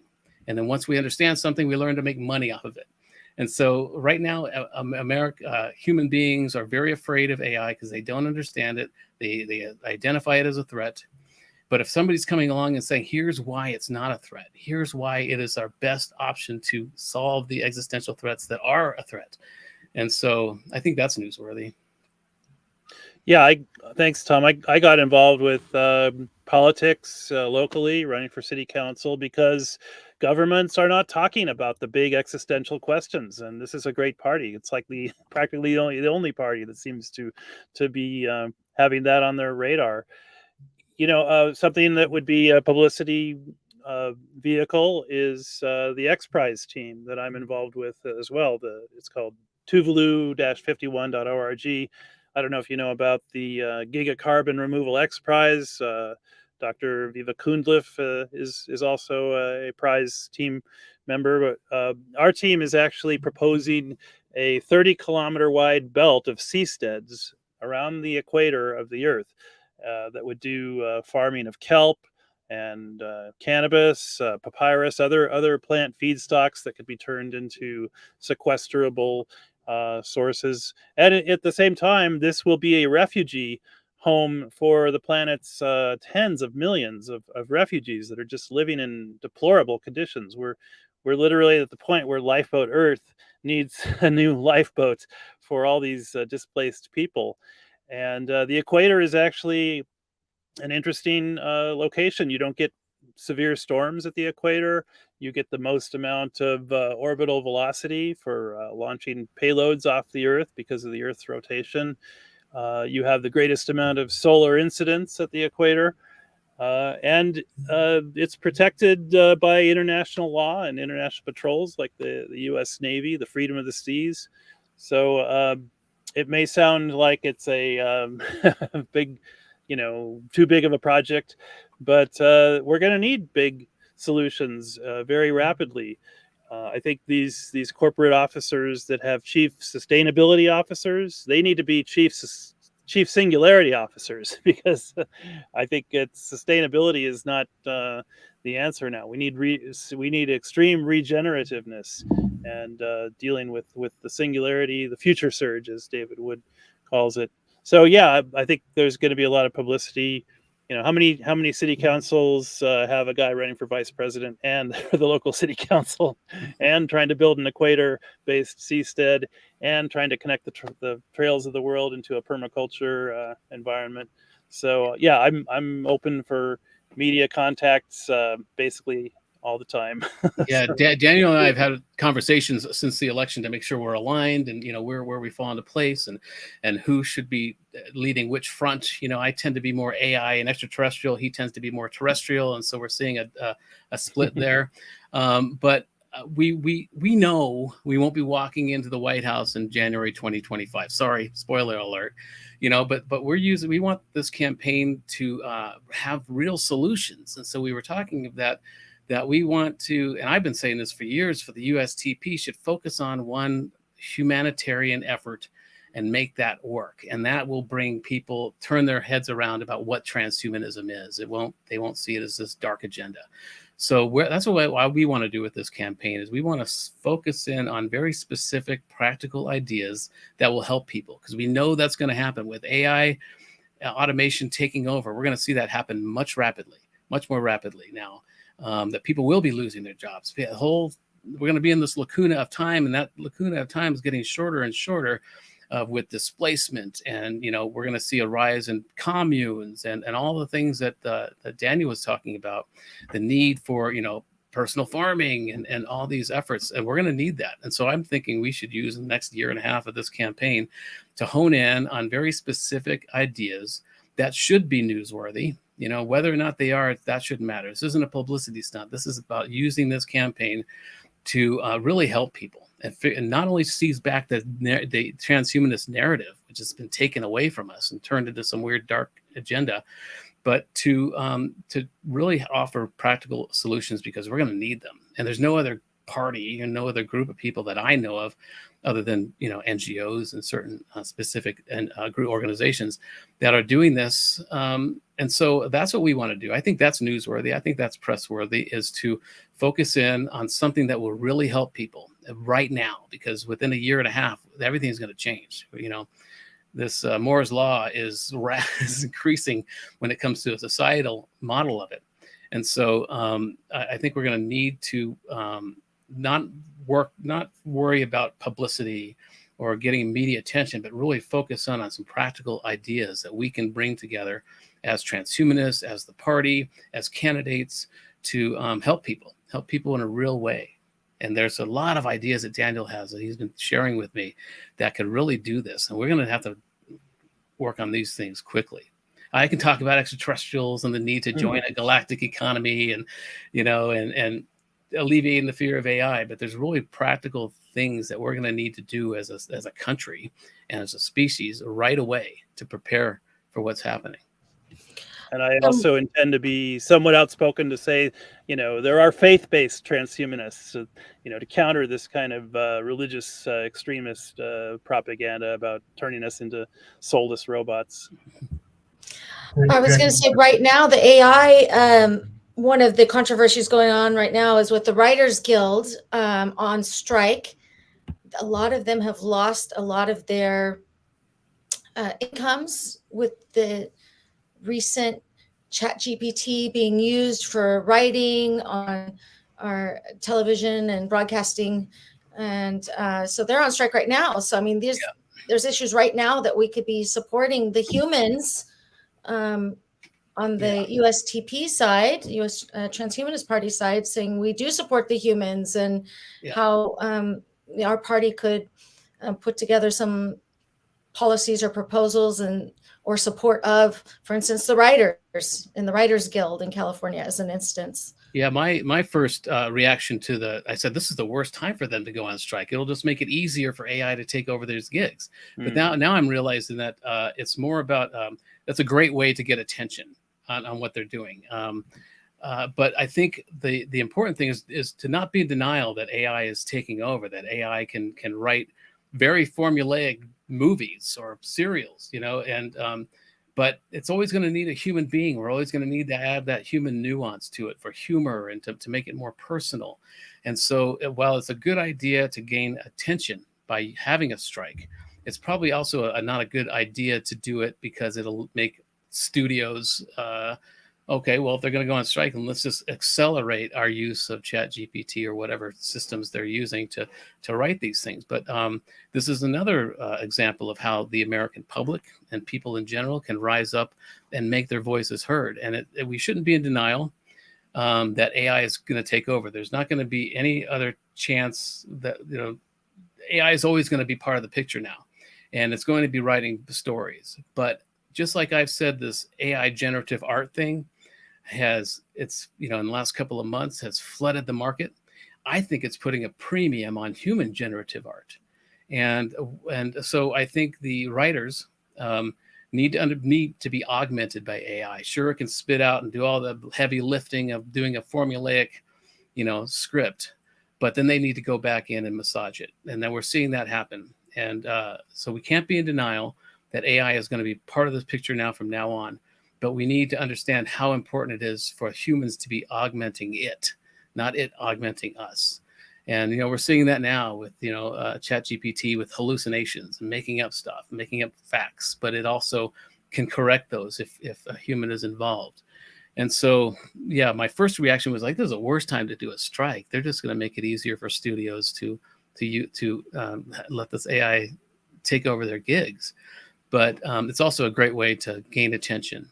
But I think whoever's in charge of that, whoever with the Writers Guild and whoever is making these decisions has got to find a way to understand, not be in denial that it's happening, and find a way for the humans in that guild to augment these AI scripts. And that's another reason why the public should rise up and say, if you're going to make these formulaic AI written stories, we're not going to go see them, or we're not going to subscribe to that particular streaming channel. Exactly.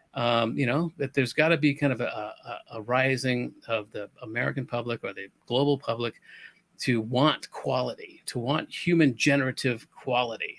And that's why I'm saying the AI generative art has flooded the market. And if AI is intending to be a robot overlord, it's doing the right thing because it's playing on our egos. These AI generative selfies make us look heroic and cool.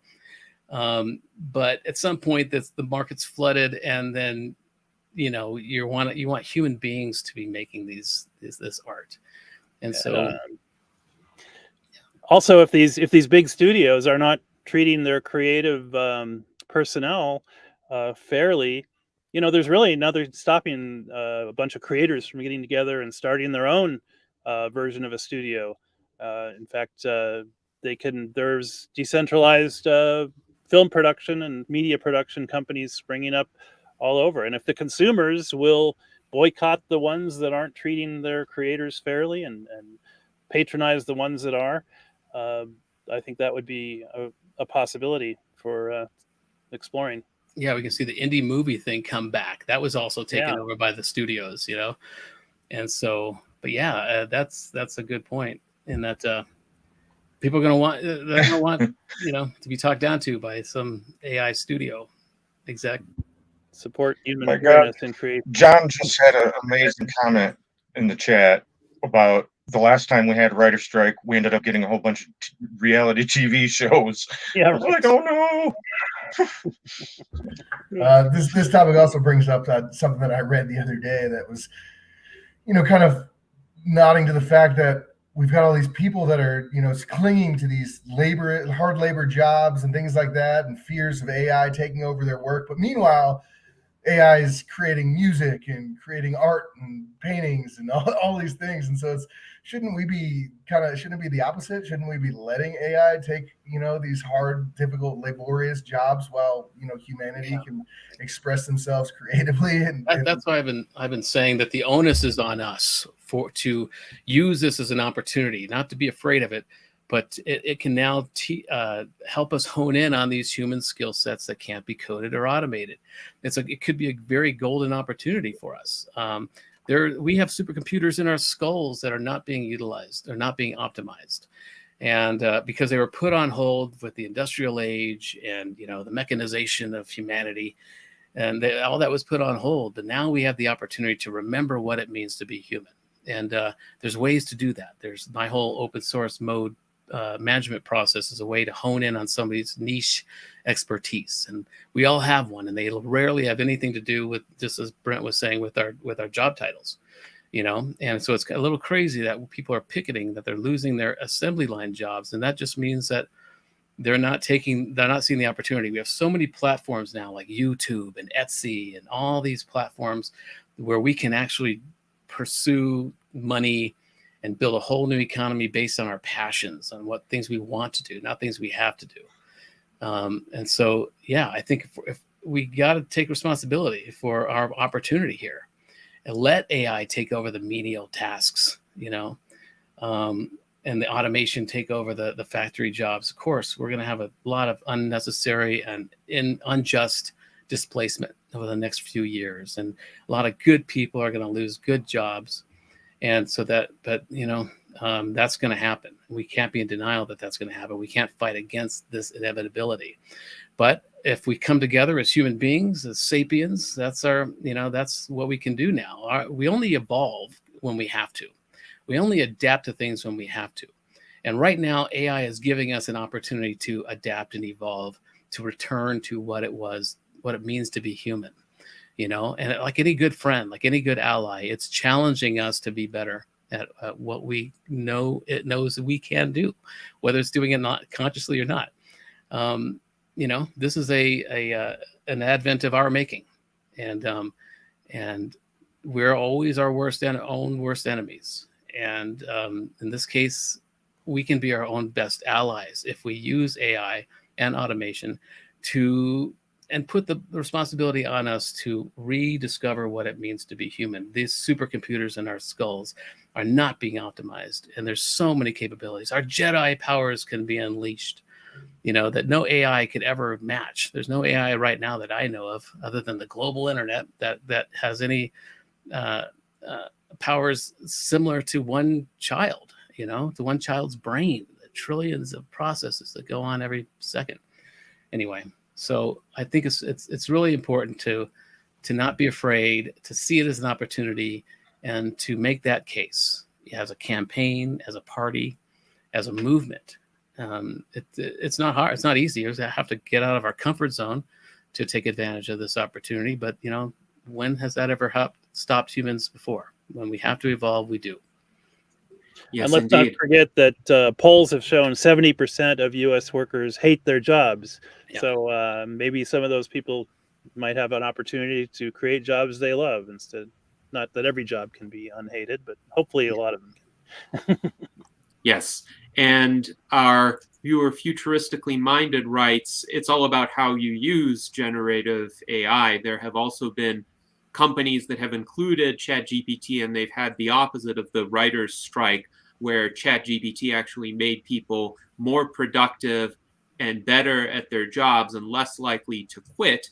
And he says he is worried that people who are trying to protest AI, they're not going to stop innovation, but they may be, for instance, unjustifiably stigmatizing that technology and preventing some of the human benefit that would arise from this. Brent Ellman in our internal chat points to the modern day importance related to understanding the history of the Luddite movement and its consequences. And I am concerned about the emergence of what seems to be a neo-Luddite movement against these technologies in totality, instead of trying to make the case, as Tom has done, for the unique advantages of human beings. So people who act with fear and try to ban these technologies or restrict them from being used are actually selling us humans short, because they think that these technologies can completely replace us, but in reality,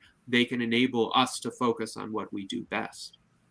Absolutely. The one positive aspect of AI I always love to point out on the debate about AI is where we're using AI in medicine, such as robot-assisted surgeries, robo-surgery, where the improvement of the outcomes of the patients has improved dramatically.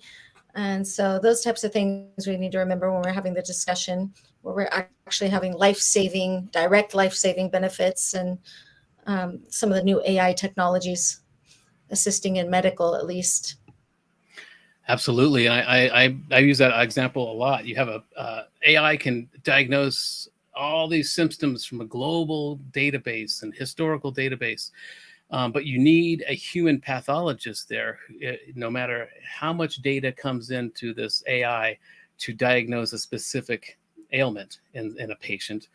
That human being has the ability to say, that doesn't feel right. And there's a reason it doesn't feel right. It's because that human being with this massive supercomputer in his skull is taking in all the quality of all of his education and everything. It's not woo-woo thinking. It's not magical thinking, this intuition or the psychic ability. It's just something we don't understand yet. And it's because our subconscious is taking in all this quality, all this information all the time. And if that pathologist doesn't feel right about this diagnosis, even if it's based on historical and global databases, if it doesn't feel right, then he's got to rethink it. This AI needs to rethink it. And so we really need a human being involved in all of these processes, whether it's writing a script or diagnosing a patient.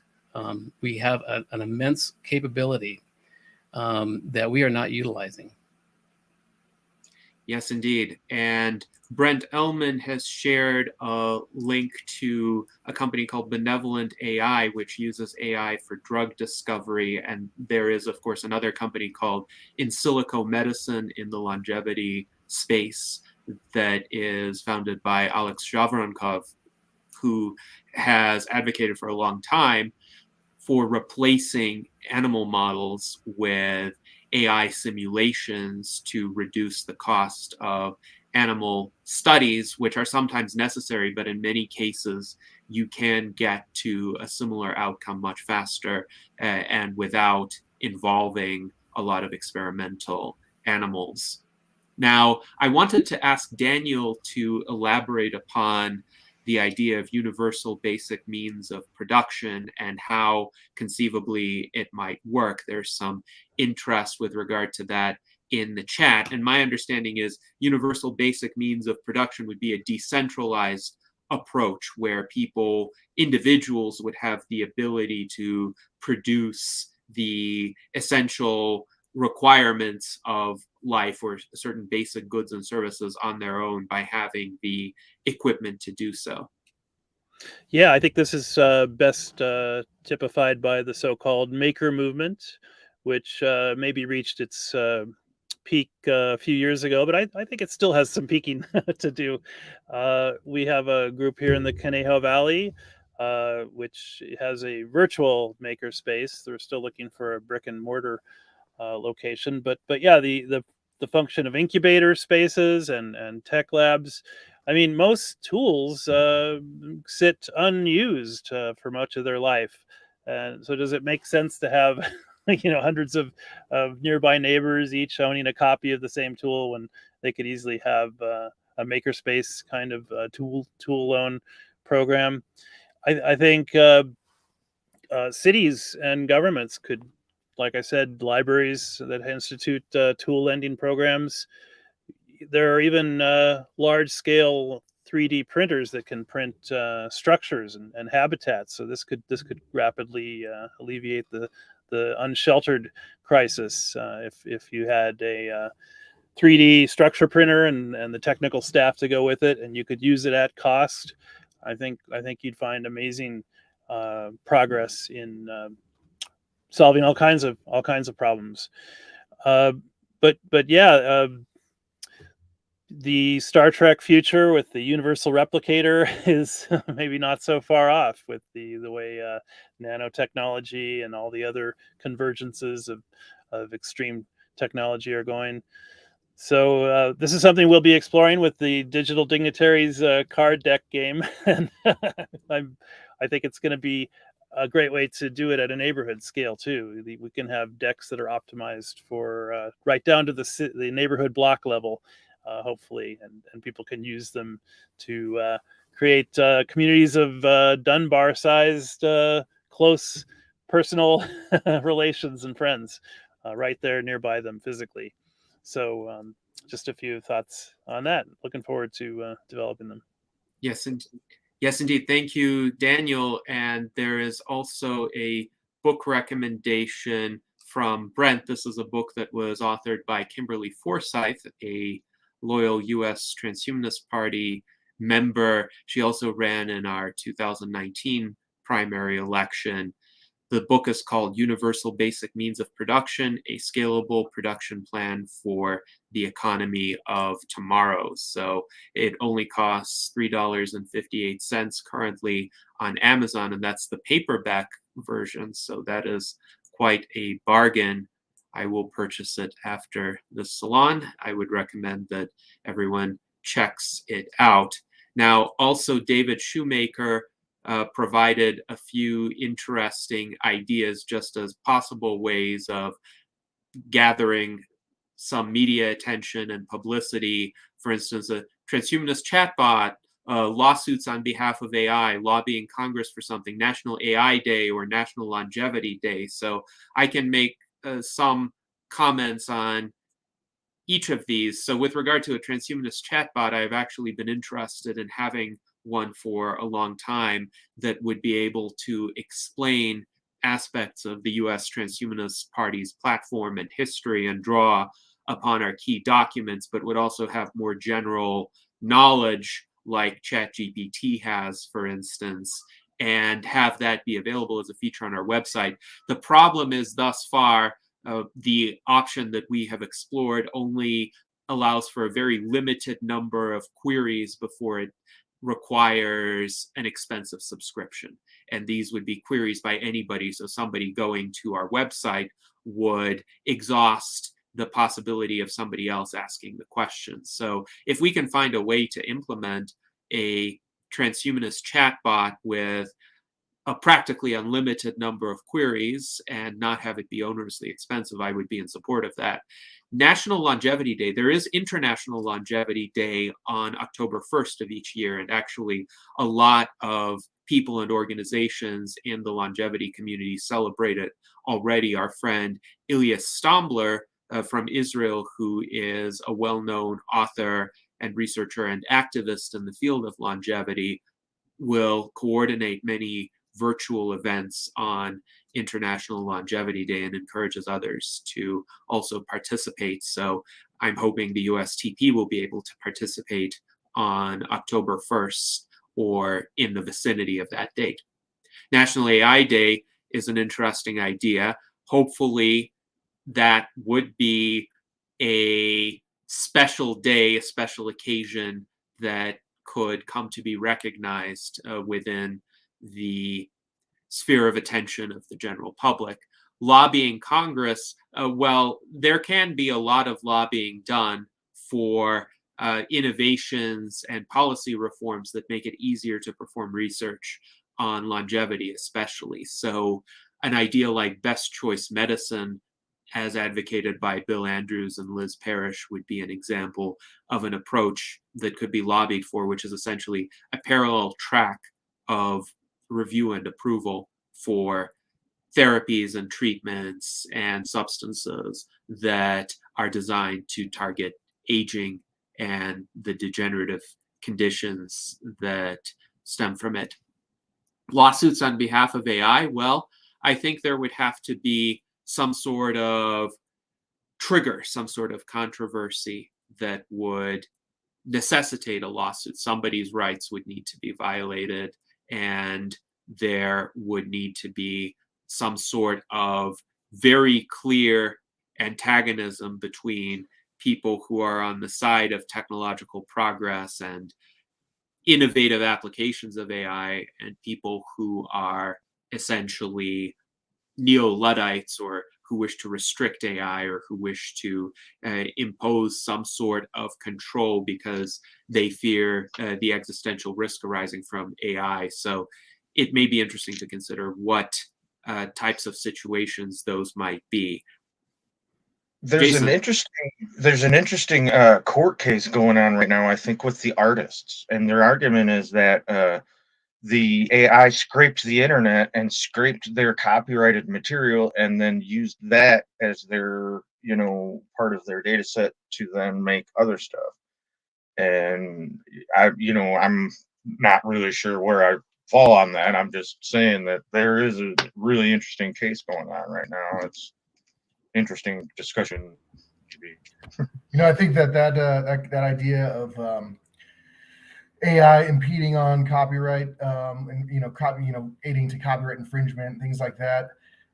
The argument on the other side of it is, are humans not being constantly influenced by the artwork of other humans? Are we not, constantly generating things that are, being thoroughly inspired by things that are generated by others before us? So I think that there are two sides to that. And, and it's interesting as well. Capitol Records just this week signed a AI music label artist to their label, where they're creating,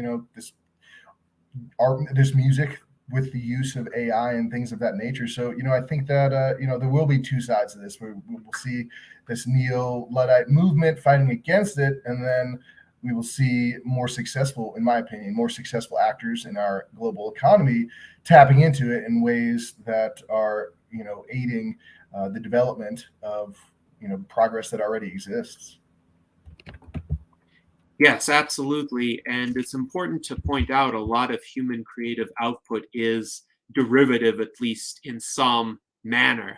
And there's no real pure originality. We are all, to some extent, recombining the elements of the reality in which we live, and we have been inspired and influenced by those who came before us. There's a great video by Alma Deutscher, the young classical composer about whom we have spoken at various times at the salon, and I actually saw her opera Cinderella in San Jose this past November. But her video is titled "Are Melodies Unique?" And she makes the point that a lot of great melodies throughout history actually had elements from other composers besides the composers who were known for originating those melodies. And if we insist on the criterion that anything that is created cannot resemble what came before it in any regard,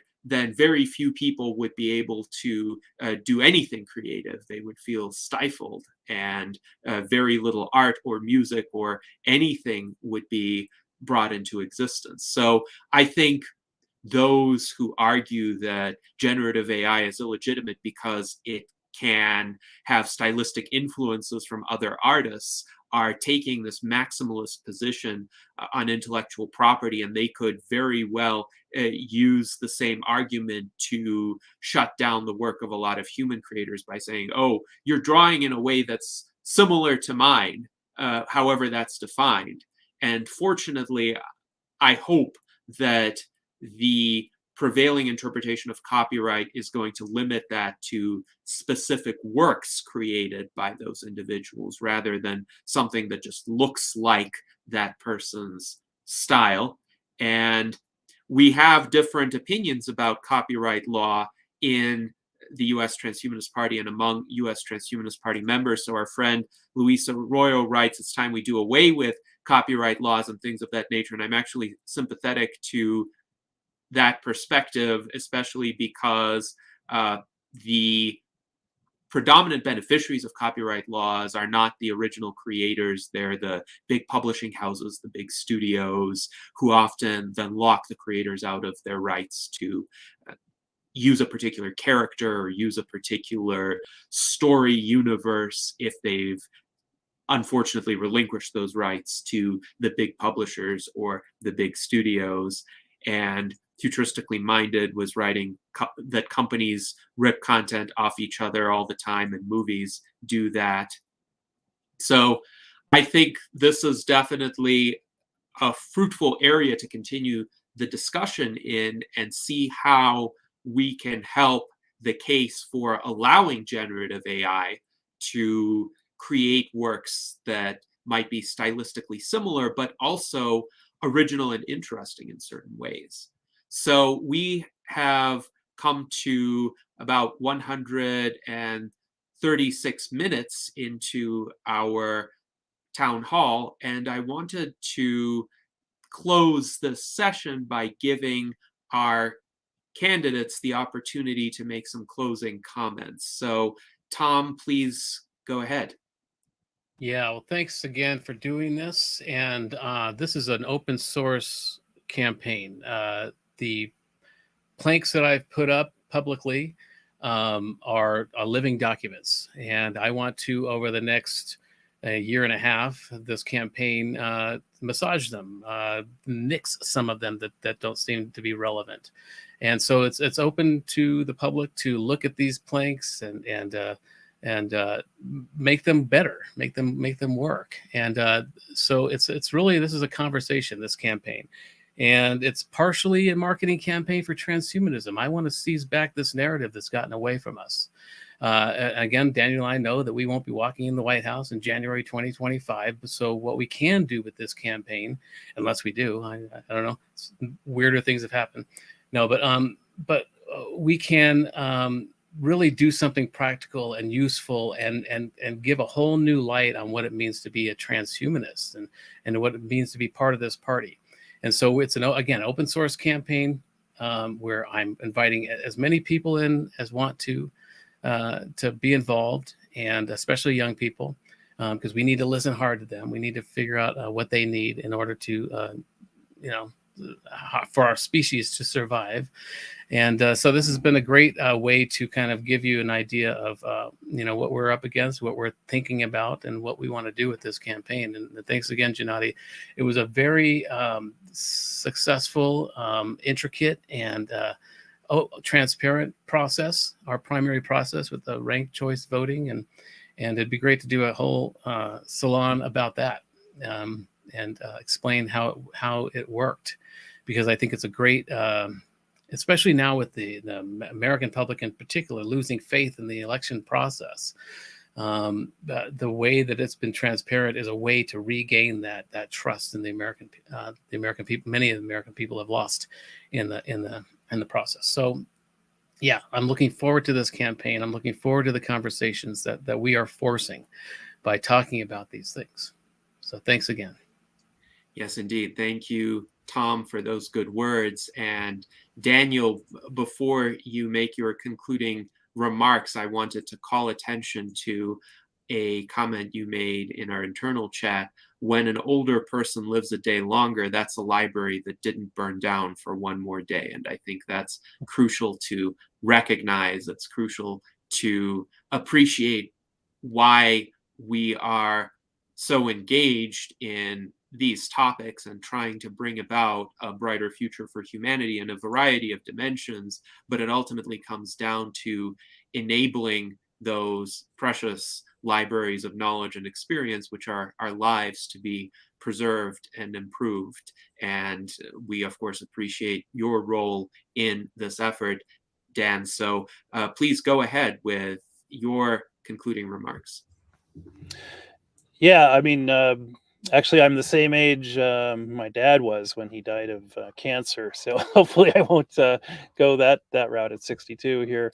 But yeah, we need an overview effect like the astronauts got when they went out into space and saw this fragile blue marble hanging in the blasted black velvet radiation of space. This is such a precious home, and we're really not valuing it the way we should be. Because it's a matter of perspective, really. I think we need all kinds of so-called overview effects, not just of the fragility of the spaceship Earth biosphere, but of the agency that we have as individual agents of evolution. You know, we think that. I wonder, did the dinosaurs think they were the crown of creation? You know, before a big rock wiped out their 66 million year run. I mean, we are just as fragile as them. I don't know why they didn't evolve bigger brains. You know, they had plenty of millions of years of time. Maybe evolution has got a little more sense of urgency now, and yeah, bigger arms, right? all those T-Rex jokes. So yeah, I think this is going to be a great opportunity to update human rights to humane rights, and I think the U.S. Transhumanist Party platform is a great blueprint for that upgrade from human rights to humane rights. And humane rights means that we are all stewards of a infinitely divine and beautiful pantheistic creation, and we need to step up to that role. And we need to make it fun too, and we need to realize it's more blessed to give than to receive, and that you should treat people the way you want to be treated. All these ancient truths are just as valid today as when they were first realized. And I'm just happy that we're a part of that. And it's kind of funny because the last time a vice president was the guy with the second most votes was 1804, but the 12th Amendment changed that. They used to automatically give the vice president slot to the second runner-up, but that's not a problem because Tom's a great candidate, and I'm really looking forward to this next, what is it, 18 months before November 2024, something like that. So we're gonna have a lot of enlightenment along the way, and thanks again. Yes, indeed. And the enlightenment gained during this salon has been considerable as well. So we thank Tom and Daniel for their remarks. And before we conclude, I wanted to ask our Vice Chairman, Art Ramon Garcia, if he has any comments or questions or anything he would like to say to essentially bring this to a conclusion. Oh, yeah, I was just waiting for the coffee to kick in. But yeah, it was good listening to everyone. I did have a question, but I think I'm going to hold off for now because I don't want to lengthen this. But thanks for giving everyone your ideas. It was very articulate, and hope to see more, and hope to see you reach out and publicize or the campaign. So thank you.